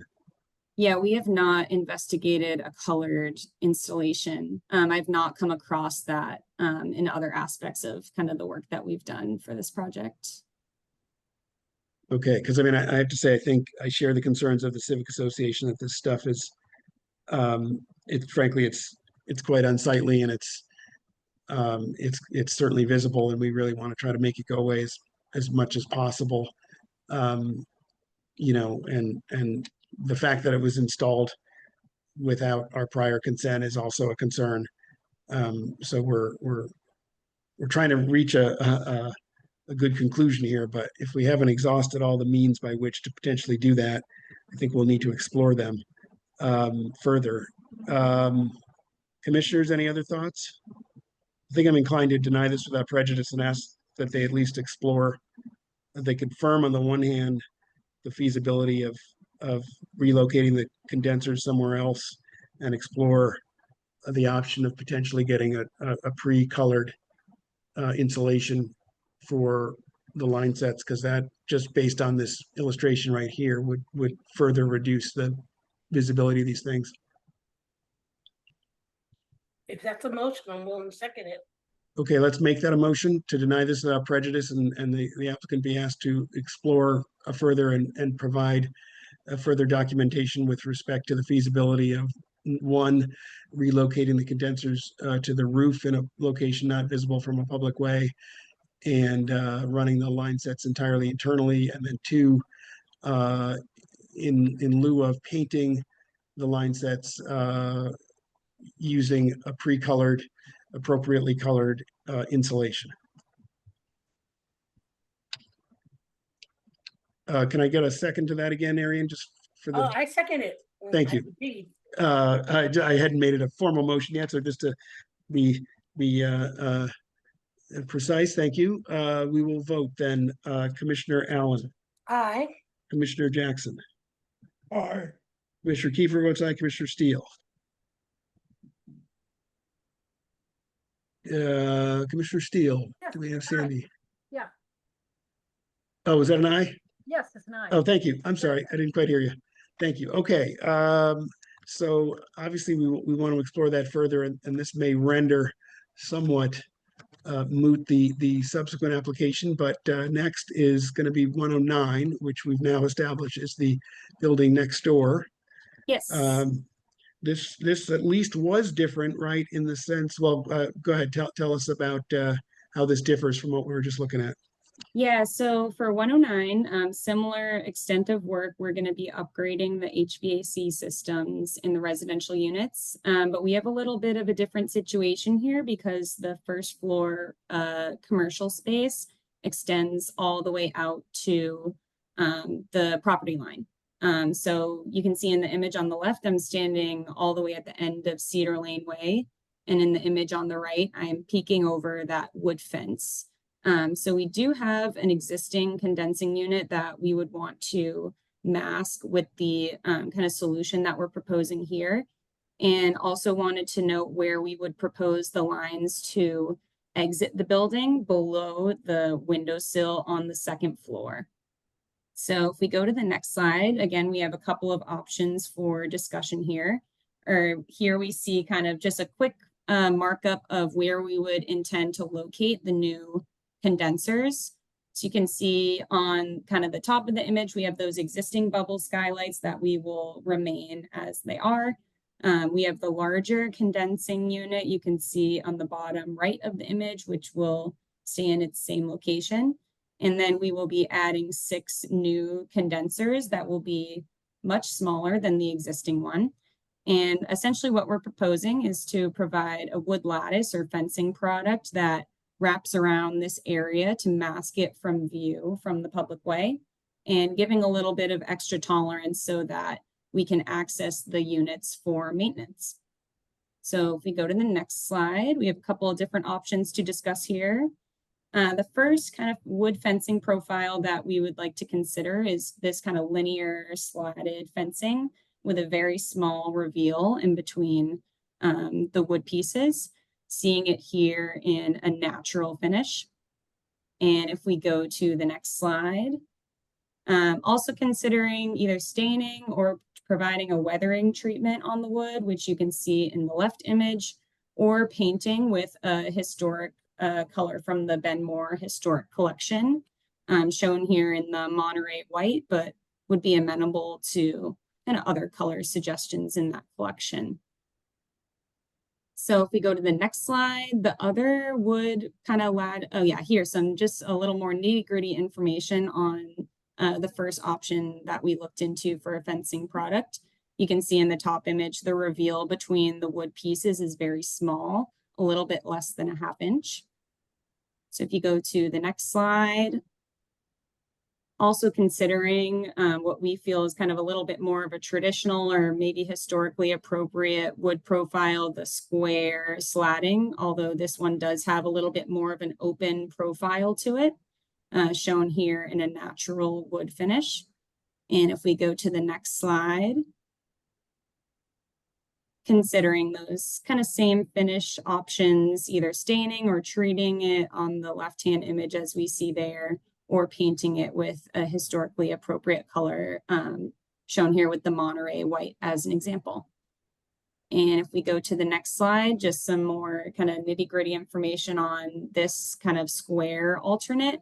You can see the kind of spacing between the wood pieces is much larger, 2.5 inches and a little bit of change. And with that, would like to open it up to discussion. Okay, so just to clarify, this is, again, the building to the right of the one we were just looking at. This is That's right. 109, right? Yeah, 109. That's right. And this is the very end of Cedar Lane Way, so it's looking up past the end there. The existing condenser is sort of approximately in the middle of this image, either of these images, more to the left a little bit, and the new ones would be to the right of that, or sort of below that tree branch. Yeah, that's right. Okay.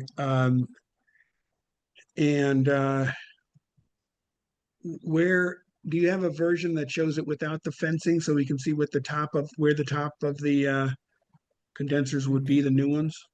Yeah, so the new ones are going to be about half the height of the existing one. So you can see the existing one has kind of 2 fans above and below each other. The new ones only have 1 fan, so it would be about half as high.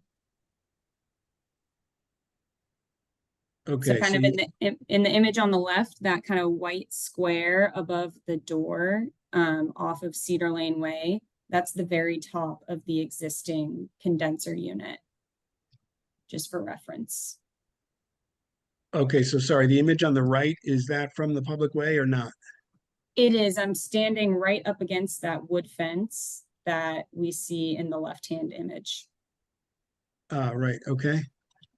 And let me just ask, for clarity's sake here, this existing condenser, doesn't look like something we ever would have approved. Is that new? Is that part of your project? No, that was there when my client bought the property, I believe 2 or 3 years ago. We believe it is serving the retail space below, but that was kind of an existing condition when we began working on this project. Okay, the condensers that you propose, and just to clarify, that's going to, you're proposing that would remain, not that it would Yes. replace. Okay, so the ones that you're, the condensers that you are proposing to install, the new ones, have you investigated any alternatives that would be smaller or lower profile? The sizing amongst the different models is pretty consistent across different manufacturers and kind of different capacities for the spaces that we need to serve. So it's kind of the minimal sizing. Okay, but are you saying that you've looked into it and no such lower profile unit exists, or you just haven't necessarily looked for one? We have looked into it and things are very consistent in the sizing. Okay, so I mean, for example, something that was just maybe the same total volume, but that was shorter, I hope you can appreciate, would be much preferable to us, such that particularly if it was something that would obscure it entirely from view. This is not something, candidly, that we would normally entertain. We have guidelines. I just read one of them. We also have guidelines with respect to roof structures and roof decks, and generally discourage or don't allow screening fences of exactly the kind that you are proposing. What we're trying to do is preserve the story of the architectural history of the building and things like this that patently sort of obscure it, that are not, strictly speaking, architectural in nature are problematic, I think, fundamentally, for that reason. This is different, I think, than something that would be an architectural feature. We would still treat it with the same, diligence that we would any other proposed alteration. But when we're talking about just adding something in front of a facade or an elevation of a building, that takes away what you can see and replaces it with something that by its nature is not architecturally or historically appropriate, that's kind of a fundamental problem. And so that's what we're dealing with here. So again, I think we're kind of in the same place we were in the last one. We really want to do everything we can to make sure that these things are not visible or really minimally visible. And generally, I'll just tell you the burden is on the applicant to demonstrate that every possible avenue has been pursued. It's our experience that with some more work, often these concerns can be mitigated. So that's kind of where we're coming from. So I think this is kind of fundamentally problematic. So we got to find a better solution here. I don't think do we take public comment on this one, Nick? Not yet. All right, let's go ahead and do that. We'll come back to the discussion. If you want to be heard on the record, raise your hand in the Zoom. Nick will call on you. All right. The first up we have is Megan. Megan, go ahead. Hi there, thank you. So we oppose the screening options as they defeat the size and the purpose of the minimization to receive an exemption, again, from A9. The length and height of the screening gives the appearance of a roof deck. Also, no opaque screening is to be used on a roof as stated in guideline C1. Both the horizontal design and square lattice style options in the proposal appear opaque from the Cedar Lane Way, and it's due to the size and the spacing of the laths, both horizontally and in the square checkerboard pattern. Additionally, there was no mock-up installed for anyone to have a peek at. So yeah, thank you. Thank you, Megan. All right, Mark, no other public comment for this application. Okay, yeah, on the latter point, thank you, Megan. That's an important one. Generally speaking, when we have something that is visible, particularly something that constitutes an addition to the building of some kind, of any kind, we generally require a mock-up. We're talking about something just simply made out of 2x4s or even caution tape or something like that, that indicates as exactly or precisely as possible the outlines of the structure that would be visible. So we can get a sense, just looking at it in person, exactly what we're dealing with. These images are definitely helpful, but I mean, you said yourself, you're a certain height and other folks might be different height or whatever. If we have a mock-up, we can at least go out and look at it and get a better sense of how prominently visible it's going to be. So I think for that reason alone, I'm inclined to deny this one without prejudice as well. I think we really do need to explore more innocuous options, and I think you need to convince us that you've exhausted all the possibilities thereof before we would entertain this. But that's my view. Anyone else have a view, whether similar or dissenting? Hey, Mark. Yeah. Just a quick note here. I did reference this existing HVAC unit. The building department approved it, but we did not. So it was never approved by the commission. I think this was an oversight on the building department's side. So just wanted to add that fact in there.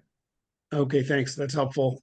So this normally would be cited as a violation, and they shouldn't have been able to get an approval from the building department. I realize that's before your time and so forth, but we're just telling you that to help inform where we're coming from and why we would expressed such concerns about the proposal when there's an even larger condenser that arguably is even more visible there already. It shouldn't be there, is what we're saying. Commissioners, any other thoughts? The screening is based on the larger condition and the larger element, not on the scale of their the the elements they're added, which sort of adds to the problem. And one wonders, how do you differentiate between screen and a balustrade or whatever, the enclosure for a person occupied space. So one seems to need there's a challenge with having that existing element whose scale is greater than the proposals. Yes, because it sounds like, Ralph, the objective here is to obscure all of it. And in the course of doing so, they need a taller lattice. They need a Yes. taller screen. Yeah. Yeah, Okay. So Yeah. that's a great point. I appreciate that, Ralph. So what I'd like to propose here is the following, that I would move that we deny this without prejudice and ask, citing the concerns over the visibility, the inconsistency with our guidelines, both with respect specific to HVAC systems and with respect to rooftop screening fences in particular, that we deny it without prejudice, citing those concerns, and ask that the applicant do the following before returning to us. Number one, install a mock-up that demonstrates two things. One is the outline of the screening fence as it is currently proposed, and then also indicate to the best of your estimation a line that would reflect or demarcate the height of the new condensers, which we would understand to be lower. So we can differentiate the height of the condensers themselves with the height of the proposed screen. One solution, I'm not saying that we would even entertain this, but for example, might be to replace the existing condenser with a smaller one that allows you to get the whole thing lower. But for now, I want to see a mock-up that shows the height of the proposed screening and the dimensions, as well as the lower height of the proposed new condensers. And number two, that the applicant be asked to explore other alternatives, including relocating the condensers in a different location out of the public, a view from the public way, or other models of condensers of lower profile, such that they would be ostensibly or entirely not visible from the public way. That's your motion, I'm seconding it. Thank you. Okay, we will vote. Commissioner Allen, Aye. Commissioner Jackson, Aye. Commissioner Kiefer votes aye, Commissioner Steele. Aye. Okay, so what that means, just to be clear, a denial without prejudice is clearly we're not approving it, but we're also not saying no. We're saying not yet. We need more information. And we need specifically to understand better how we would see it, how much of it we would see, and so forth, and where it'd be visible from. And then secondly, we need to be convinced that sufficient due diligence has been done to determine conclusively whether, to what extent, lower profile or less or not visible options would be feasible. Does that make sense? Yeah, makes sense. Really appreciate the thoughtful feedback from everybody, and we just have a little more homework to do.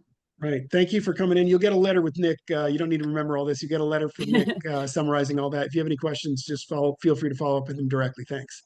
Great. Thanks so much, everyone. Thank you. Okay, 131 Cambridge Street is next. Thanks for your patience. That should be Sean Willett, perhaps, or Spencer Preservation, or anyone else for 131. There's Sean, Cambridge Street. Hey, folks. Can everyone Hi, hear me Sean. okay? Yes, welcome. Thanks for coming in. Appreciate your patience. Do you want to just give us, we have your application, but you want to just give us a quick summary of what you have in mind? Certainly.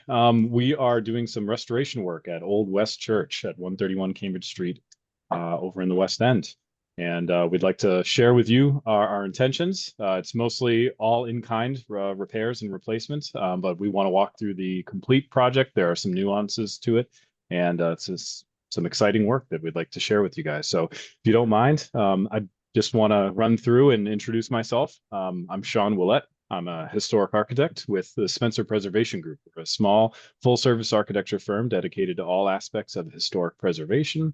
And our project here takes place at the Old West Church in the historic West End. It's a designated National Historic Landmark, and it's one of the great works, early works of Asher Benjamin, constructed in 1806, and it remains largely unchanged, at least on the exterior.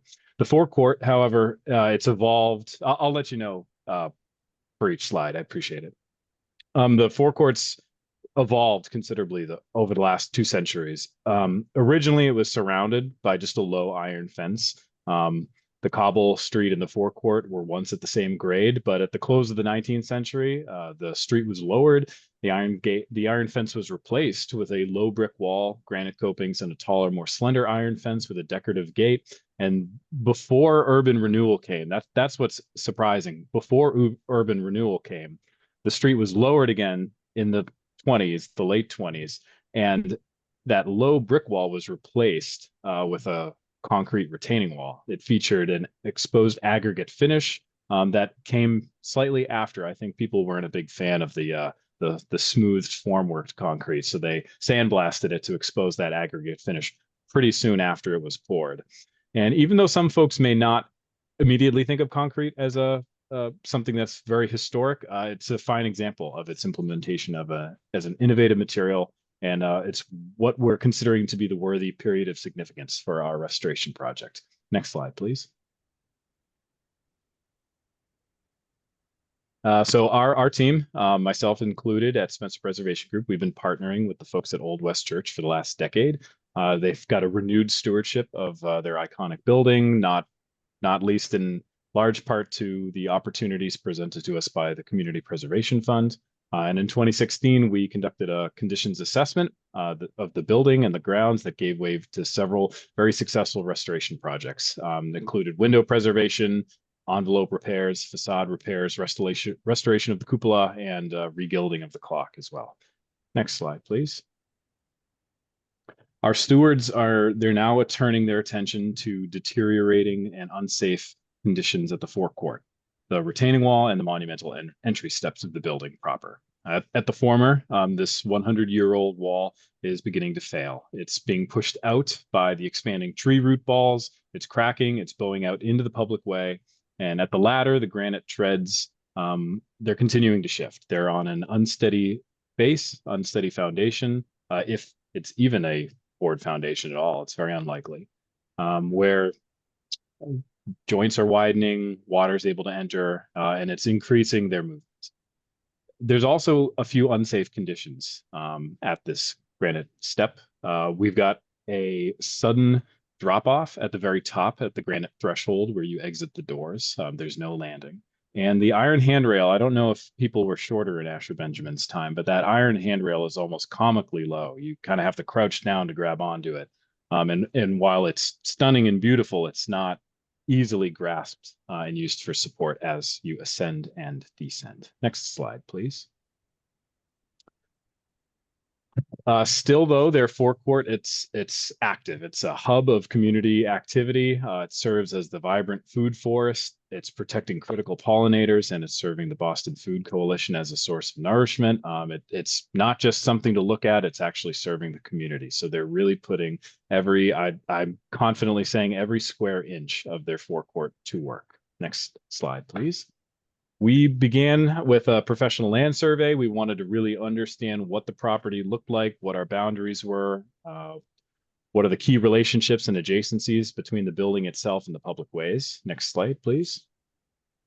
And our repair and restoration project, it's for discussion purposes, it's broken into 3 discrete scopes of work. Highlighted here is the historic retaining wall that's starting to crack. It runs the lengths of both Line Street and Cambridge Streets. It exhibits the most alarming deterioration, continuous cracks, shifted concrete, and tilting sections of wall. This is, again, in large part due to the growing tree root balls that directly abut the inside face of this wall. And that said, and we got to get in front of this, it inevitably means, and it kills us, that the trees will likely have to be removed because they won't survive a retaining wall project that's so close to them. They're right up against those retaining walls. Next slide, please. Thank you. There's a modern concrete wall. This is the second scope of work that runs the length of Stanford Street. It exhibits much less severe cracking, but it does require isolated repairs, not replacement, but in situ repairs. Next slide, please. And we've developed construction drawings suitable for review, solicitation, and pricing from invited qualified preservation contractors. Next slide, please. We've worked with our preservation structural engineers to develop in situ crack repair for the more modern retaining wall, as well as in-kind replacement of the larger exposed aggregate concrete retaining walls. Mortar mixes and a generous but very challenging footing that has no toe. So typically your footing kind of spreads out on both sides because we're right up against the city's plot line and the sidewalk. We're going to have a real big toe to support this wall, and that can be seen right in the center here. Goes without saying that this will also be an exposed aggregate finished wall. We're going to be spending a lot of time working on mock-ups, quality control, shop drawings to make sure that we can demonstrate and replicate the exposed aggregate finish that's currently there. That said, we're reconstructing the brick piers and repairing and putting back the iron fence that's currently on top of this retaining wall. So the only thing that's being replaced is that cracked, deteriorated concrete retaining wall itself. Everything else gets rebuilt up on top. Next slide, please. And lastly, our monumental granite steps. These are the most removed from the public way. It's not on public property. They have begun to move. The treads are shifting. There are tripping hazards, and one way or another, they require a new and more modern foundation before reassembling. Next slide, please. And because the reassembly is required, it's a pretty rudimentary process for work we do. It's not easy to do, but it's pretty straightforward. Because we're doing this anyways, it offers a rare opportunity. We're presented with the opportunity to sensitively improve those two unsafe conditions that users are facing when they approach and depart those main entry steps. We would like to reassemble these steps one tread higher.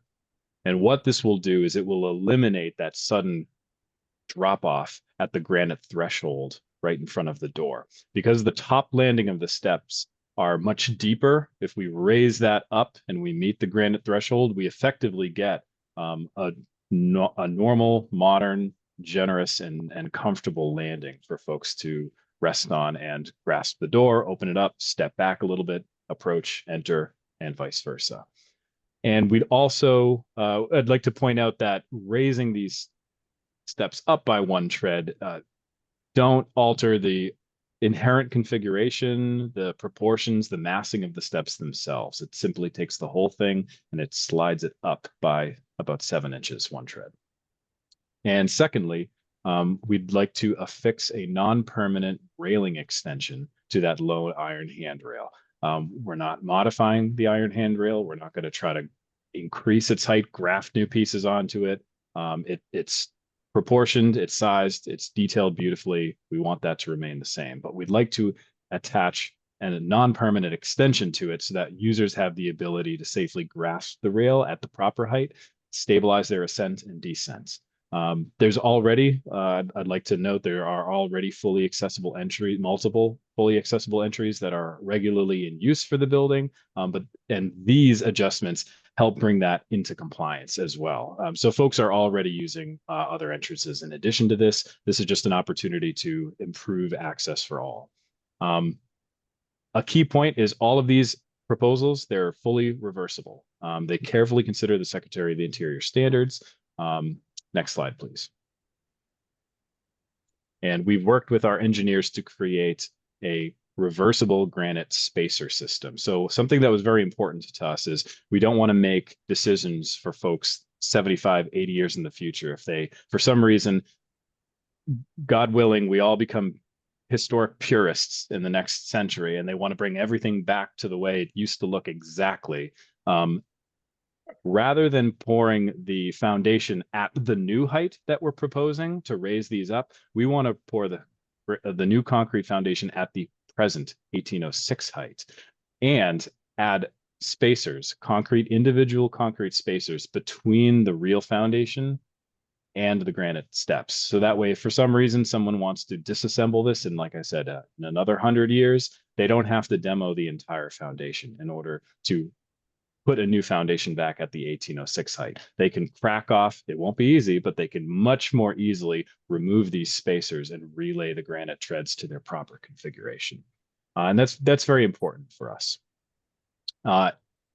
Next slide, please.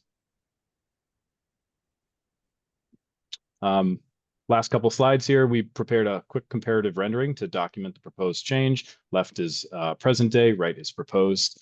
This is seen within the non-public forecourt and the food forest. And I just want to call attention again that the proportions and the massing of the steps remain largely unaltered.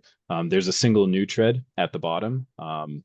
That's because we're raising it up by about 7 inches. So we need a first step on the bottom, but it gives us the opportunity to anchor our elevated handrail into that bottom tread, which we're not penetrating into the original granite treads. It can easily be removed. And while it's difficult to execute, it's really important for us to not mar the original handrail. So we are proposing to attach the raised handrail, whether it be stainless steel or let's say like a powder coated or a color galved coating. We're working with Historic New England right now on the specifics. They hold a preservation restriction as well. And so we're in spirited preservation discussions about whether distinguishing the new handrail via stainless steel would be more appropriate or trying to match the color with something darker. Is something that we're fleshing out with them. And the particular clamping attachment detail is something that's going to require a lot of collaboration with the preservation contractor and the fabricators that we identify. We're going to be preparing mock-ups. We're going to be preparing shop drawings of exactly how they attach. But the idea is that they're clamped down. There'll be a spacer between the clamp and the original handrails to prevent galvanic reactions from happening between dissimilar metals. And ultimately, it can be removed. If for some reason stewards in the future feel the need to remove this handrail, drop the steps, do one, do the other, do both, we don't mar or we don't harm any of the original material. Next slide, please. We've already worked with the Mass Historic Commission to review the scope of work. We've received their approval that's on file. They have a preservation restriction with this property and they're agreeable to the full scope of work. We're also in the middle of discussions with Historic New England, who are very excited about the project. They're conditionally approving it. They just understandably want to work with us on mock-ups and shop drawing review, which we would be doing anyways. It's part of what we do. And we're really proud. We're really proud and excited about how hard we worked to create this kind of smart but reversible design decision, and really proud of all that Old West is doing really to renew their stewardship of this landmark and continue serving their community. So I appreciate your time, and I'm sure you guys have some questions, but I'll leave you there. I'll leave you there with this one nice, very much not OSHA compliant photo from the 1930s of when they were first installing that concrete retaining wall. And if you lean in, your screen resolution might not capture it, but you don't yet see the exposed aggregate finish here when it was first poured. You can still see those horizontal form lines. And very soon after, they applied that sandblasted finish coating to bring out that aggregate. So thank you very much, folks. Hey, thank you, Sean. I did have a couple of questions, but I think you've answered most of them. Just to clarify, so the details with my concerns here, I think you've answered most of them, at least in the first instance, or for what we might need for the moment. So just to clarify, it was your intention as part of the proposal to do samples and or mock-ups for both the masonry and the proposed handrail Absolutely. extension? And then Yes. secondly, with respect to the latter, the proposed handrail extension, you don't yet have the details of exactly the form, the color, et cetera, the material. No, we don't. That was an ongoing discussion. Sometimes you can get in trouble if you over design something so specialized and nuanced ahead of time. Before actually getting that preservation contractor on board, they might have better ways to attach things. They might have suggestions, and that's a relationship I've really valued with the preservation contractors I work with. So we want the design intent to be there and to set that expectation, and then we want to flesh out those details with shop drawings, mock-ups, and approvals. And we're certainly happy to revisit with you folks and share that, whether it be as a mandatory meeting or a friendly gathering. You know, we're gonna need this is more, work we care about. Yeah, we're gonna certainly need more detail on that. It's Certainly. not ready for prime time yet. We understand the concept, but indeed, this is, and you know, you certainly can see it from the street. You will be able to see it from the street, which is our purview, as you can see in this view. Yes, indeed, for sure, people were shorter in Asher Benjamin's day. So we appreciate that this is probably uncomfortably low. However, it is a really exquisite piece of what I think, and I think you're representing original ironwork from this period. And so That's correct. I think we need to be very careful about what we allow you to do with it, even albeit on a temporary basis. So we're going to need a lot more detail on all of those things, how it's attached, what it looks like, how thick it is, what's it made out of, what color it is, and all those Certainly. things. But I appreciate you don't have those details yet, and that's fine. Commissioners, any other and then just again, high level clarification with respect to all the masonry work, with respect to the steps, you're ostensibly just shifting all of them up, pouring a new foundation so they're all level, sealing them up, and then pushing them all up one step, and then adding one course at the bottom to take up the space that's added. What happens to the steps that are up there now in front of the doors? They shift right up, so it almost works out too perfectly. You you take just reuse those. Oh yeah, absolutely. Yeah, Everything yeah. gets reused. We simply slide it up, and slide it up by one tread. Oh, I get it. effectively. So the step is Yeah. now on the same level as the threshold that you walk Correct. into. Yeah, got it. Okay. Okay, and then finally, with respect to the masonry and the retaining wall, the basic intention here is to simply restore and replicate where necessary what's there. So it's same material, same finish. You fix it where necessary and replace it where it can't be fixed. The entire retaining wall gets replaced. The low concrete wall along Stanford Street gets in situ repaired. Oh, got it. Okay, that's Yeah. helpful. Thanks. Yes. Okay, but We in any case- explored a way to do one or the other. Yeah.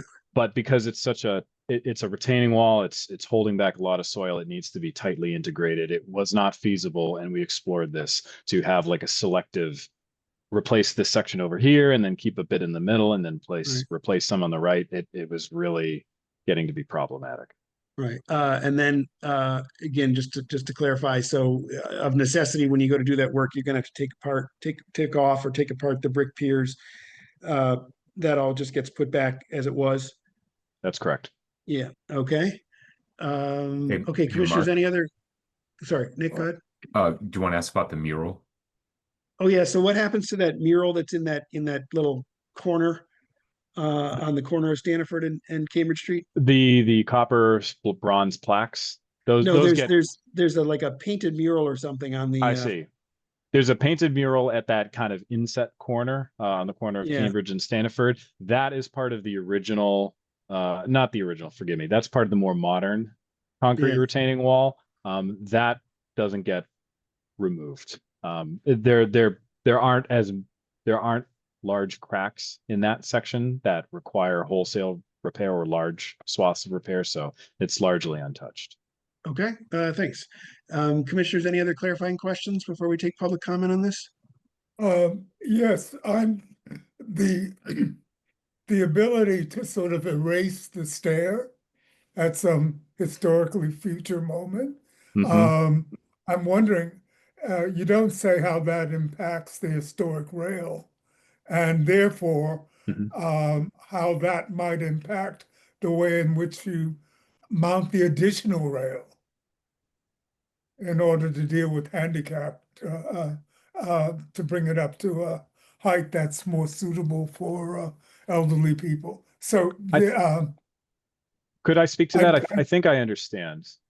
Could I add a clarification? So currently the historic handrail is embedded in the granite treads currently, and we're simply imagine you didn't have to take apart the granite treads to slide them up. If you just kind of grabbed the whole thing and just slid it up by 7 inches, the relationship between the iron handrail and the steps don't change. It still remains embedded in the original granite treads. And that's all the more reason to wonder about the supporting, what that looks like in 3 dimensions, with a rail somewhat buried in the treads, and how you mount this additional rail on top of that, or how you apply the new rail at the new height without compromising the structure of the historic rail. Understood. So one of the I feel as if that's all something that should be worked out. Absolutely. The intent would be to attach it to the balusters, because you want to prevent you want to make it safe enough so that it doesn't overturn. So they would be like clamps onto the side of each individual balusters. You're absolutely right. And I would wonder aesthetically about how what that would look like. Right. And when you go from preservation to something less than and are presenting it as preservationist. Yeah, again, so I think right, just affirming we really tough. need to know those details. Absolutely. Yes. Okay, anyone else? Okay, let's go ahead and take public comment. Then we'll come back to the discussion. If you want to be heard on the record, please raise your hand using the button on your Zoom panel. Nick will unmute you. Okay, first up is Megan. Megan, go ahead. Hi there. We do not oppose any of the proposed work, but we do feel that a physical sample of the new concrete should be provided, just to verify that it's a match to the existing, so that we can meet guideline A2.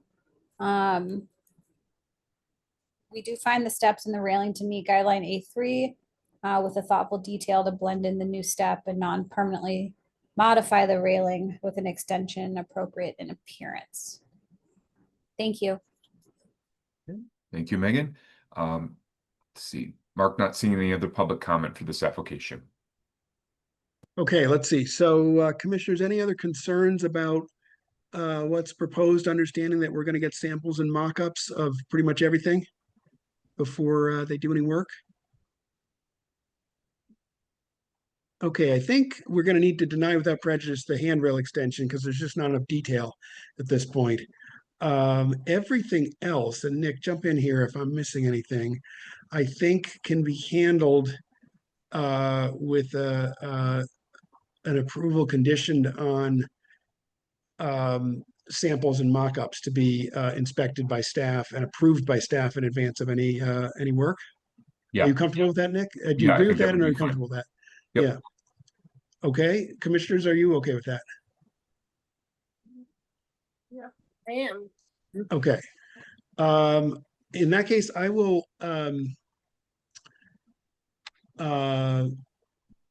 move that the application be denied without prejudice with respect to the handrail extension and approved with respect to the balance of the application with the following provisos: that samples and mock-ups of each of the primary masonry restoration components to include the retaining wall, the concrete wall, and the new masonry foundation for the steps, the relocation and resetting of the steps, and the installation of the new granite first course of the steps be provided in advance and approved by staff prior to any construction.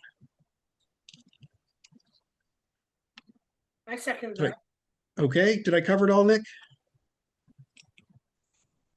Yes, but could you clarify why you're denying this, the rail, just so I can add it in for the record? Yes, thank you, Nick. And then with respect to the denial without prejudice, the handrail extension, and the applicant is requested to supply further additional details with respect to its material, design, color, style, form, and the specific method and points of attachment to the existing railing. Thank you, Nick.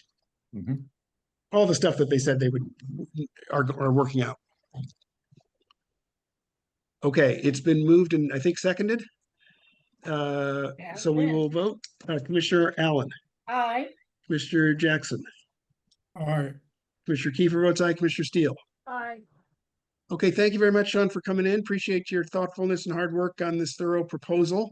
Look forward to seeing the additional details and the mock-ups and samples when you've got them. And of course, the further input from Historic New England and so forth. Thanks. Perfect. This is great. Thank you, folks. Appreciate it. Thank you. Okay, home stretch here, I think. So now we got a couple of advisory review items here. And Mark, I would recommend, due to the length of the hearing tonight, that we have 5 minutes of presentation and 5 minutes of deliberation for each. I also don't recommend public comment because we don't have an official application in front of us. However, that is up to you. I'm happy to adopt both of those excellent suggestions. So we'll do just as Nick said. We're not going to take public comment, but again, public comments are certainly welcome in writing. I know the Civic Association, I think, has already provided some. So let's go ahead. 373941 Bowden Street, which is It's Aaron. Aaron. Hi, Aaron. Aaron. Okay. Yes, good evening. Nick, if you could also unmute Brenda Wilson. Brenda, where's Brenda? There she is right there. And Mike Murata would be helpful. There's Brenda. Okay. And sorry, Aaron, Mike Murata should be here as well. Do I see Perhaps, let me look through the list here. And just to clarify, we're all in agreement that each presentation right now is going to be about 5 minutes. Yep. Yes. Okay. Not seeing him, Aaron. Could you unmute Westworks. Katie? There we go. Yeah, Westwork. Exactly. Thank you. And actually Brian Lever as well, just in case. Okay. I think Brenda will start us off. Okay, please go ahead. Again, understanding this is an advisory review, let me just say at the outset very quickly, we will not make a determination on this because it's an advisory review, and as such, nothing we say here is binding. It's not a decision, it's not a determination, and it is advisory only, which means, strictly speaking, we reserve the right to change our mind.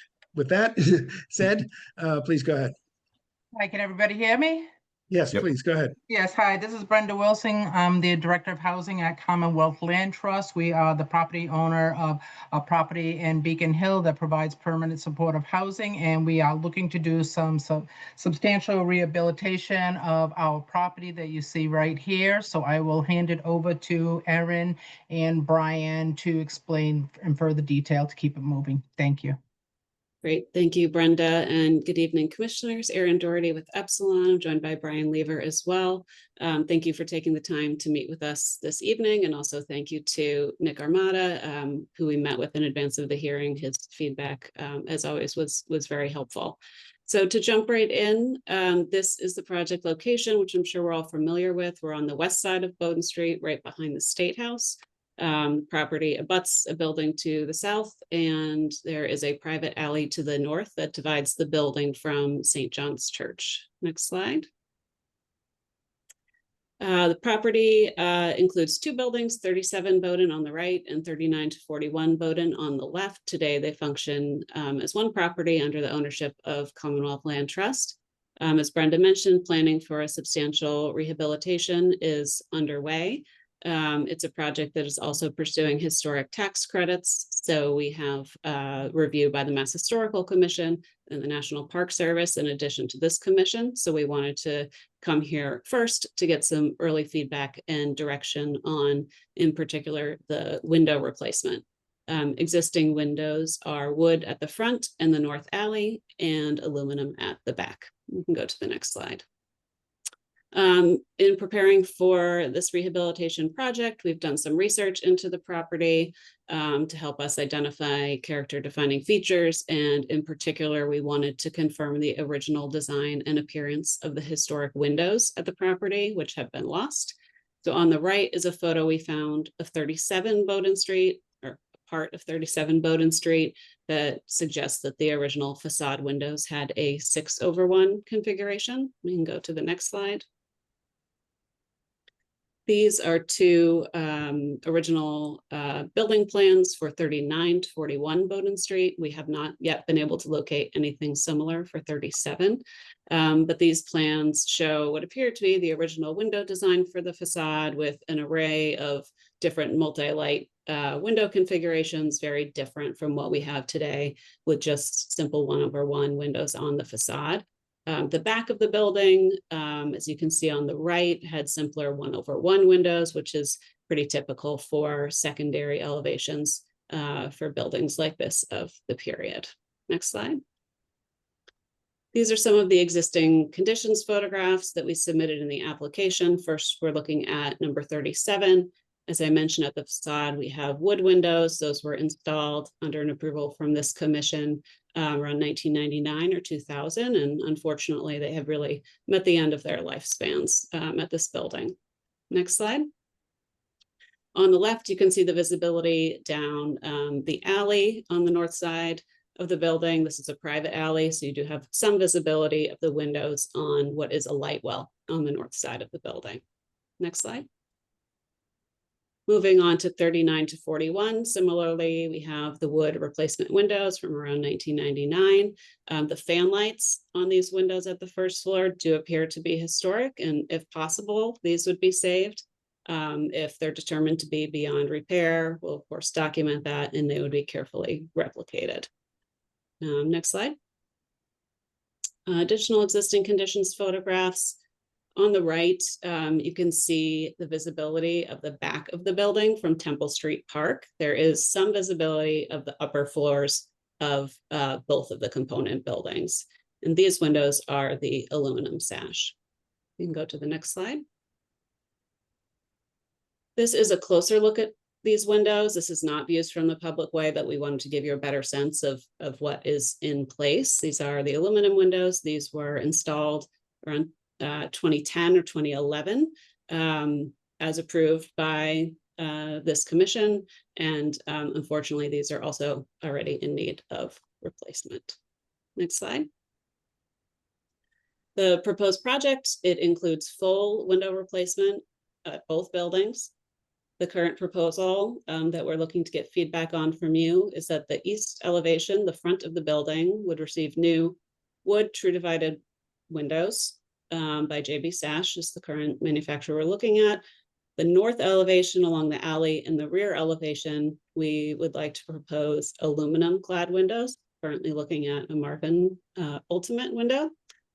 The window configurations will be based on the historic plans and photographs that we have located.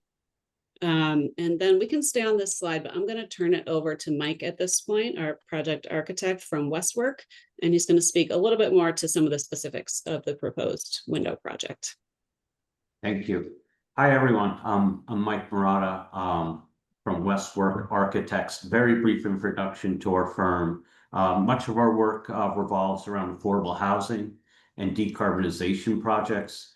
We're fortunate to have our own energy design team in our office and on this project.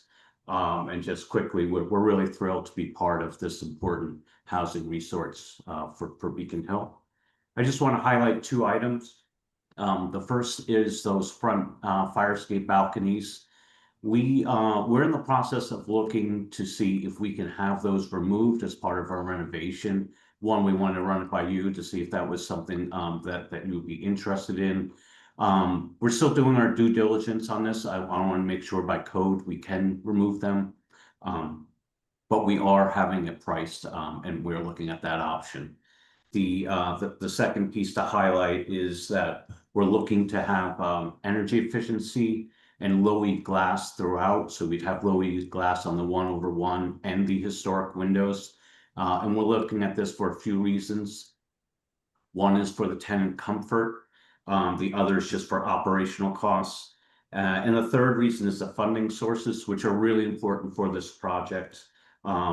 We would be looking to get funds for LISC and the lean funds and possibly DOER funds. Those lean funds, they require a 40% EUI reduction. And right now we're doing the energy modeling on this project and we're not quite there yet. So it'll require some tweaking of our insulation values and we'll have to very carefully look at our window U values. And that's why we're really recommending for this affordable housing project that we have low-E glazing throughout. And I think I can pass it back to Erin. Sure. So we just have some basic elevation drawings showing the intent of the project. As we mentioned at the facade, we'll be restoring those historic window configurations based on the historic evidence that we have found to date. We'll go to the next slide. On the side elevation, we'll do the 1/1 aluminum clad windows. And then on the next slide, you can see the rear elevation, which is the partially visible elevation along with the north alley. Here we are also proposing the aluminum clad windows. And next slide, I believe it's our last one. So Commonwealth Land Trust is looking for your preliminary feedback on this proposed window replacement scope as it relates to the district guidelines, most specifically the use of aluminum clad wood replacement windows at the side and rear elevations, as well as the use of low-E glass. And your feedback will be critical at this early stage so that we can incorporate your feedback into the project as it develops. We appreciate your time here tonight.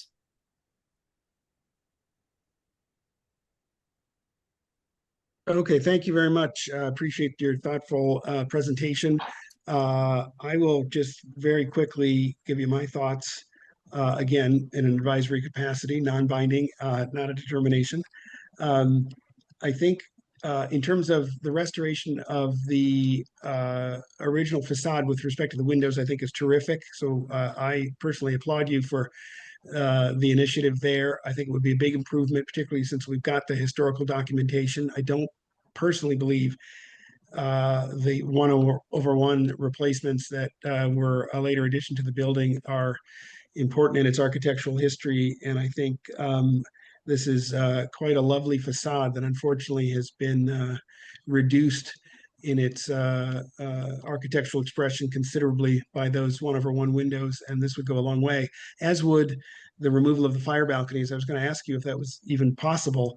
So I would applaud that gesture as well and encourage you to indeed look into that. In terms of what's problematic, I think you've got the two things right here. Let me start with the low-E glass. Generally, we have a pretty hard, fast rule about low-E glass that we don't allow it. There's one and only one exception that I know of that's ever been made in that regard. It's a big one in terms of the size of the building and the size of the windows, but I think it's kind of the exception that proves the rule. It's the Boston Athenaeum. And the commission found at that time that because the installation of low-E glass would serve a specific and unique historic preservation function. They have a priceless collection of both paintings and rare books and other things in the library that we made an exception in that one case. But generally speaking, every other time we've said no, and we've required that as a proviso of any window approvals. I appreciate you've got a cost issue here, maybe even a funding issue that's even more fundamental than cost. So I would just encourage you to do as much work as you can to try to figure out how to do this without Louis glass. Or, and again, this is not to suggest what we would or wouldn't approve, but you know, if we're even going to entertain another exception, we'd really want you to be able to demonstrate why it's necessary to carry this forward. And then secondly, finally, on the aluminum clad windows, you mentioned the aluminum windows that are there now were approved by the commission. I think we'd need Yes. to demonstrate that. For my part, you know, I think generally speaking, we want natural materials, we want wood windows. If we've got an approval on the record for aluminum clad windows for this very building, you know, I think that would be an argument in favor of an in-kind replacement, but that's all I'll say at the moment. I think we want to just understand better the nature and extent of that approval. Mhm. Yeah, then we did dig up that approval to take a close look at it, and All right. I'm sure Nick has access to it as well, but Yeah, we're yeah. happy And to again, share that. I think, but to be clear, the preference certainly, and I think you've clearly foreseen this, would be to replace those with wood. Those are my 2 cents. Commissioners, I invite your further comments. No, I'm definitely in agreement with the wood. I would not, I mean, I know that I would not be in favor of the one with clad. And the Louis glass, you know, it's not the Athenaeum, so I definitely wouldn't be necessarily supportive of that. So this is definitely a worthy cause. I'm pretty much in agreement with you. Okay, thank you. Ralph, Cindy, anything to add? I'm in agreement with you, especially about the fire egress issue. Yeah, I mean, look at that Getting rid of- drawing. It's spectacular. The drawing we're looking Yes. at right now. It's Yeah. hiding beneath the building that's there now.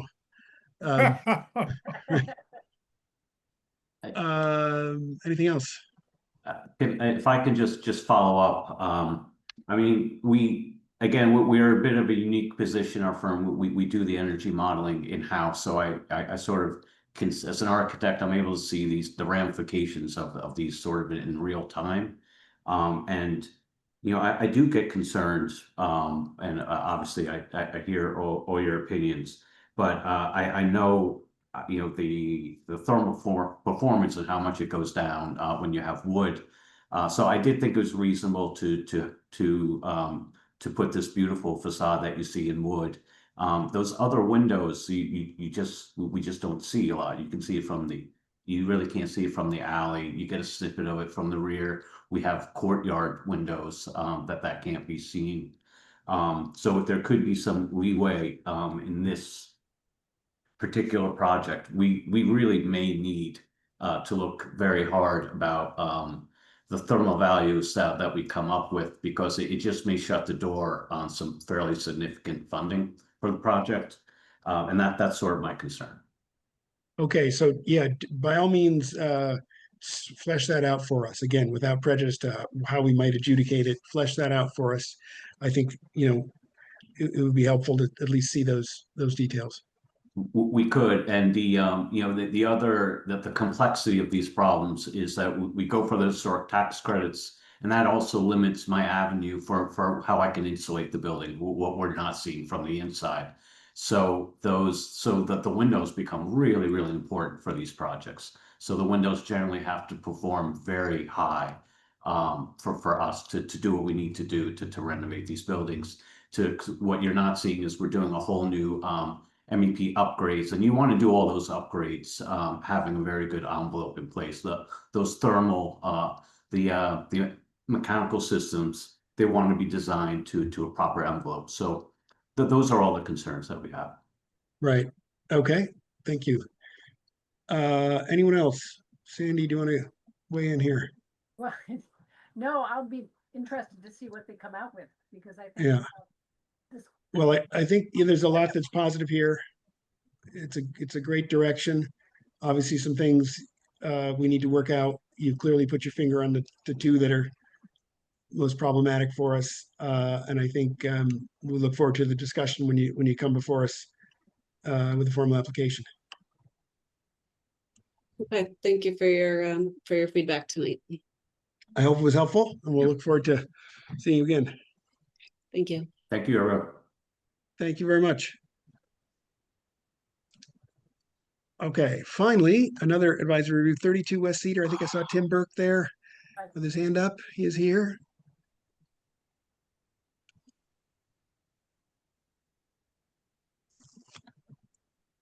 Okay, hi, Tim. Welcome. Thanks for coming in. We know the gist of it. We want to just give us a quick summary of what you are thinking about for this one.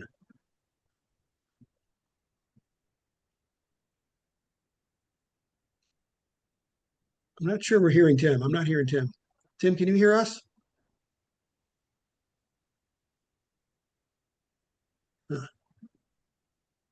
He's unmuted.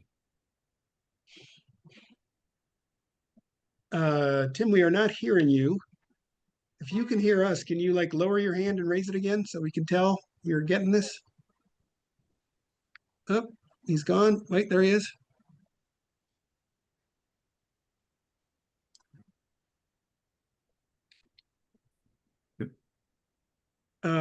Tim, if you can hear us, we're not hearing you.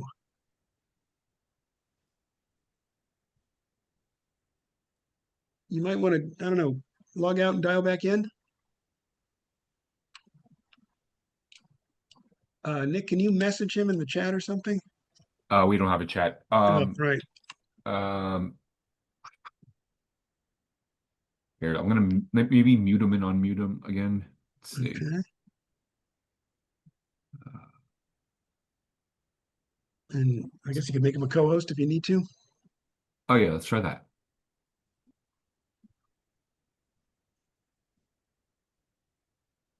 Anything, Tim?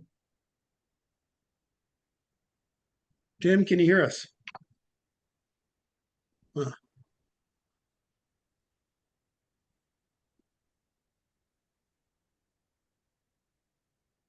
Well, I don't know what else we can do. Yeah. Oh, wait.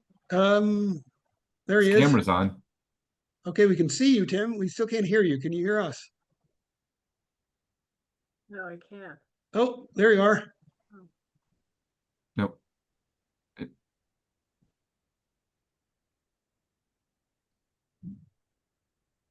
We heard you there for just a second, Tim, faintly. I didn't know that was him. I thought that was somebody else.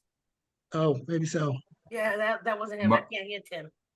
Mark, why don't we give him 30 more seconds? And while we're waiting, why don't we do admin? Yeah, okay. Tim, if you can troubleshoot that, we're going to just turn to the administrative reviews. I'm going to recuse myself on 4 Walnut because I'm a butter to an abutter. Any other comments, questions, reservations, commissioners, edits, concerns about administrative review items? You said 4 Walnut, Mark? Yes. Okay. No. Okay, we'll take public comment if anyone has any public comment on any of the administrative review items. Raise your hand in the Zoom and we'll you'll be heard. Guess not. Okay, any other recusals while we're at it? Okay, do I hear a motion to approve the administrative review items? I motion to approve. Do I hear a second? Second. Okay, we will vote. Commissioner Allen, Aye. Mr. Jackson, Aye. Commissioner Kiefer recuses himself or abstains with respect to 4 Walnut Street, application 26.1112, and votes aye with respect to the balance. Commissioner Steele. Aye. Okay, thank you. Administrative review items are approved. Tim, you there? Yes, I am. Can you hear me There now? he There we go. Well Sorry done. about that. Yes. Oh, no worries. Thanks for persevering. Again, we want to make this short and sweet if possible. So why don't you give us the quick summary and we'll chat about it. Yes, thank you very much. The owners of 32 West Cedar are seeking permission to add a garage door in the rear garden wall on Cedar Lane Way. The one of the owners has a medical condition that gives them trouble for walking, and so having this car spot would be very important to them.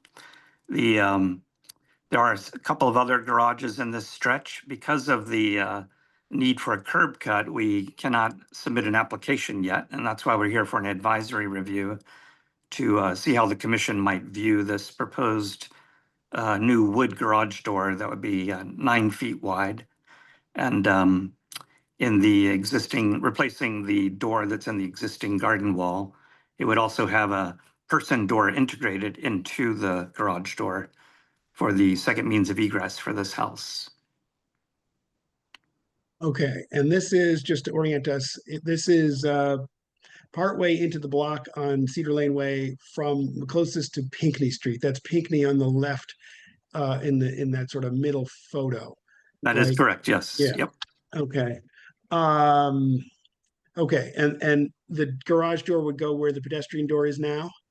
Yes, that is correct. Yep. I show the two elevations there and I give a dotted line on the showing where the. You did indeed. Sorry Yep. about that. It's right That's there in okay. front of me. Yeah. Sorry. Very good. Okay, thank you. So you are no stranger to applications for garage doors, even recently. So you're familiar, I think, with how we have deliberated over such applications. Every application is unique, and we need to consider it the unique proposal in its unique context, of course. Yes. But so number one, you've already said it, but I think we're going to need an approval for the curb cut before we hear this. And then secondly, you know, I mean, a high level, of course, just maybe stating the obvious, but when we talk about an architectural alteration, it's really two things, right? It's you're taking away something and then you're putting something back in its place. And at the high level, of course, we're thinking about, are you removing important historic fabric for that first part, the thing you're taking away?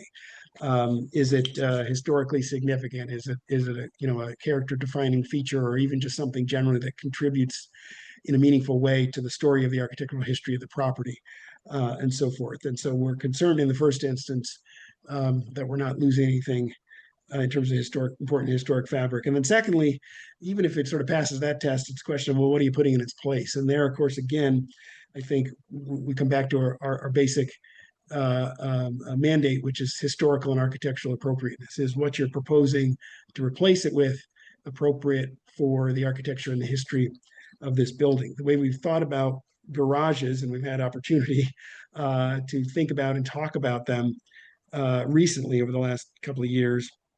And I'll just quickly reiterate kind of where we've come to land or to rest about such proposals. We have found through Nick's extensive research and our own kind of discussion and confirmation that there's really only one particular circumstance in which we've approved new garage door openings. And it's a combination of circumstances, really. Number one, it is the context for the proposed garage door opening what we might colloquially at least call a back street, a place that is historically serves the backs of buildings rather than the fronts of buildings, the more traditional streetscape and so forth, typically with service entrances and so forth. But more importantly, not just a back street of some kind or another, but a back street in the language I think we used in a prior application was, in deliberating a prior application, was a back street that has as a context a consistent vocabulary of extant garage or carriage door openings. And so we think of Branch Street, we think of Byron Street, we think of perhaps Mount Vernon Place, and Spruce Place, I guess it is, not Spruce Court, and so forth. There are several of these, but the key is that they're back streets on the one hand, serving the backs of buildings, not the fronts. And there's a number of these garage doors that says this is kind of the general context that a garage door. And so, for example, Tim, this was your own application, your own client, 101 Pinckney Street. We found in making that determination that the lower part of Myrtle Street, the end of Myrtle Street, for the purposes of our deliberation, was characterized by a back street having a consistent vocabulary of extant garage doors. Now, the second important criteria that we've generally applied consistently when we in the relatively rare instances where we've applied approved garage doors is that not only it's a back street with a consistent vocabulary of extant garage doors, but that the proposed door is located not in the rear of the building, in the actual elevation of the building, the house, but rather simply in a garden wall or fence. And that was why the application at 101 Pinckney was approved. It was determined that the proposal to put it in a garden wall, not the building, in the context of a back street with a consistent vocabulary of garage doors was historically and architecturally appropriate for that proposal, for that context, in that situation. It was just in the wall. The wall was determined not to have particular historic significance and so forth. So I think that's kind of how we're going to talk about this one as well. And the intent would be to do it as consistently as we have talked about it in those other circumstances. I will tell you again, in an advisory capacity, with the right to not not to be held to this, and this is not a determination, but having looked at this pretty closely, I am not at the moment convinced that this fits the description of a back street with a consistent vocabulary of extant garage doors. I know there are indeed two of them, one on either side of this property. But the one to the left in this picture is a 1920s addition, I think. The one on the right is an opening in the garden wall, not the house, but I don't know how old it is. What you also see, importantly, I'm thinking about, is this a back street, is the house is on the other side of the street. This entire run all the way to Mount Vernon Street, just about, with a couple of exceptions, is fronts of houses, not backs. I looked at Macris, the deeds at least were recorded in the 1830s. I think these look more like Greek Revival era buildings. We'd want to confirm that. Some of them look quite clearly as Greek Revival. There's arched window tops and so forth on at least one of them. Colonial Revival. So they may not be 200 years old, but they may be, 120 years old anyway. And it may have been a long time ago that whatever the original configuration or intention of this way was, it has been a front street, at least on one side, for a pretty significant amount of time, at least in most of its expression. Now, Tim, just for your benefit, this was part of the thinking specifically in the 46 Beacon application, which was that Spruce Court, if it ever was a back street, it isn't one now. Okay. So that's kind of because, most of it has been filled in with houses that face Spruce Court rather than back up to it. And so that's the kind of situation we see, at least on the other side of the street. It's lined with houses that face the street rather than the backs of houses. So I'm not convinced yet that this is really a back street within the meaning of which we have used to adjudicate garage doors. It is in the garden wall though, right? Not the house. Correct. That is correct. Yes. Yep. What I will ask it as a rhetorical question for the moment. I think we'd also want to know a bit more about the historicity of that garden wall. There's an L addition on the house, I guess, that forms part of the wall now. So whatever you can tell us. Well, the wall is freestanding. The addition stops about 10 feet short of the wall. Yes. Oh, okay, got it. That's helpful. Yeah. Right. So it would be a door in the wall. Correct. There's a pretty substantial, I guess, water table or whatever you want to call that on there now, which I have to say is at least initially interesting from a historic point of view. So I think we'd want to know more about the history of that wall. What can you tell us about it? The one to the right of your subject property, I have to say, looks pretty old. So again, I just come back to, are we taking away historic fabric here? We want to better understand that question. Okay. As well. Very good. I've been talking a lot. I apologize. Commissioners, any further thoughts or questions, concerns, guidance, advice?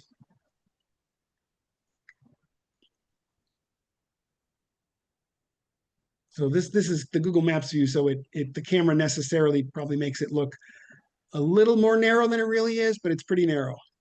You can fit a car down there for sure. Again, there is an existing garage, two of them, and they do go in and out, but so it's not quite as narrow as it looks, but it's about one car width wide. Yep, that's correct. Anything else? Any questions you have for us, Tim, that might be helpful? No, I understand your viewpoint that you've expressed, and we have some homework to do, and it's quite a few more steps before we even come back. So I'll review this with the client, and we'll go forward from there. Okay, very good. Yep. Well, thank you very much for coming in. I thought I heard someone else. Anyone else? No? Okay. Very good. Well, thanks, Tim, for your presentation, for coming in, and I hope this has been helpful. Yes, it has. All right. Thank you very much. Thank you. Good night. Take care. Good night. Let's see. Staff updates. Staff updates, please, Nick. Okay. Couple things. Thanks for everyone's time tonight.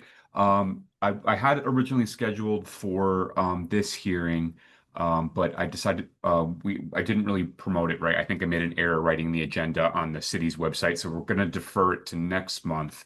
The nominations for chair and vice chair, I plan on having that on the agenda for next month. So if you're nominating yourself or renominating yourself, just shoot me a note or let me know. And then we'll do the vote next month in the August hearing. So that's something. And then what else? When you get a chance, I'm just your annual reminder to log into the portal and make sure all of your contact information is up to date. So just log in there and select your info and just make sure everything's up to date in case I need to get in touch with you. And in terms of appointments and reappointments, I think we're getting close to having a full set of interviewees, which we'll be conducting over the next couple of months or so. But if you haven't got your reappointment paperwork, please get that if you can, and you're still interested in serving. If you're not interested in serving, just let me know, and we can discuss that. And then last but not least, I just wanted to ask everybody, has everyone seen the Tour 250 app? Which is basically the reason that Laura and the Vilna Shul have their plaque that we recently approved there. So if you didn't see the promotional ad, you might recognize a face on that promotional ad. But if you didn't see it, I don't know if have you not seen it? It's on social media on the City of Boston's website. Play it. I mean, you got the screen. I don't know if my sound will play, but I can show you. And it's only a minute long. So Yay. let me. Can you hear this? Yeah. Well, Hang on one I second. watch it. Can you hear that? I think so. Okay, We're hang on 1 second. All right. I'm going to show you it, and no autographs. So, okay. Boston is popping this summer, and there's no better place to celebrate the 250th anniversary of the American Revolution. There are so many historic sites and landmarks to visit around Boston this summer, and you can access all of them with your fingers with the Tour 250 mobile app. Check out historic sites in every single Boston neighborhood that tell revolutionary stories about innovation and resistance. Like right here at Old West, a critical stop on the Underground Railroad. Or at Jacques Cabaret, the first stop on Boston's first ever Pride March. Here at Boston's Office of Historic Preservation, work to protect the sites that tell Boston's history and preserve the character of our diverse communities. So check out our website and follow us on social media to learn more about our work. This week, celebrate Boston 250. We'll also be sharing some of our favorite designated landmarks across the city. Happy 250th, Boston. We'll see you around the city. Boston. All right. Well done. Very nice. That's me. I've not seen that, so very good. You did great. Both of you did. So you can access the app on our website if you're interested in downloading that, and feel free to check it out. So Will do. Great. Awesome. Thank you. That's it. Yeah. That was fun to make too. So anyway. Yeah, I bet. It came out great. Fantastic. Excellent. Okay, with that, do I hear a motion to adjourn? I motion to adjourn. Okay. Okay, all in favor, say aye. Aye. Any opposed or extensions? Thanks, All right. everyone. Happy summer. Happy summer. Take care. Yeah. Bye. Take care.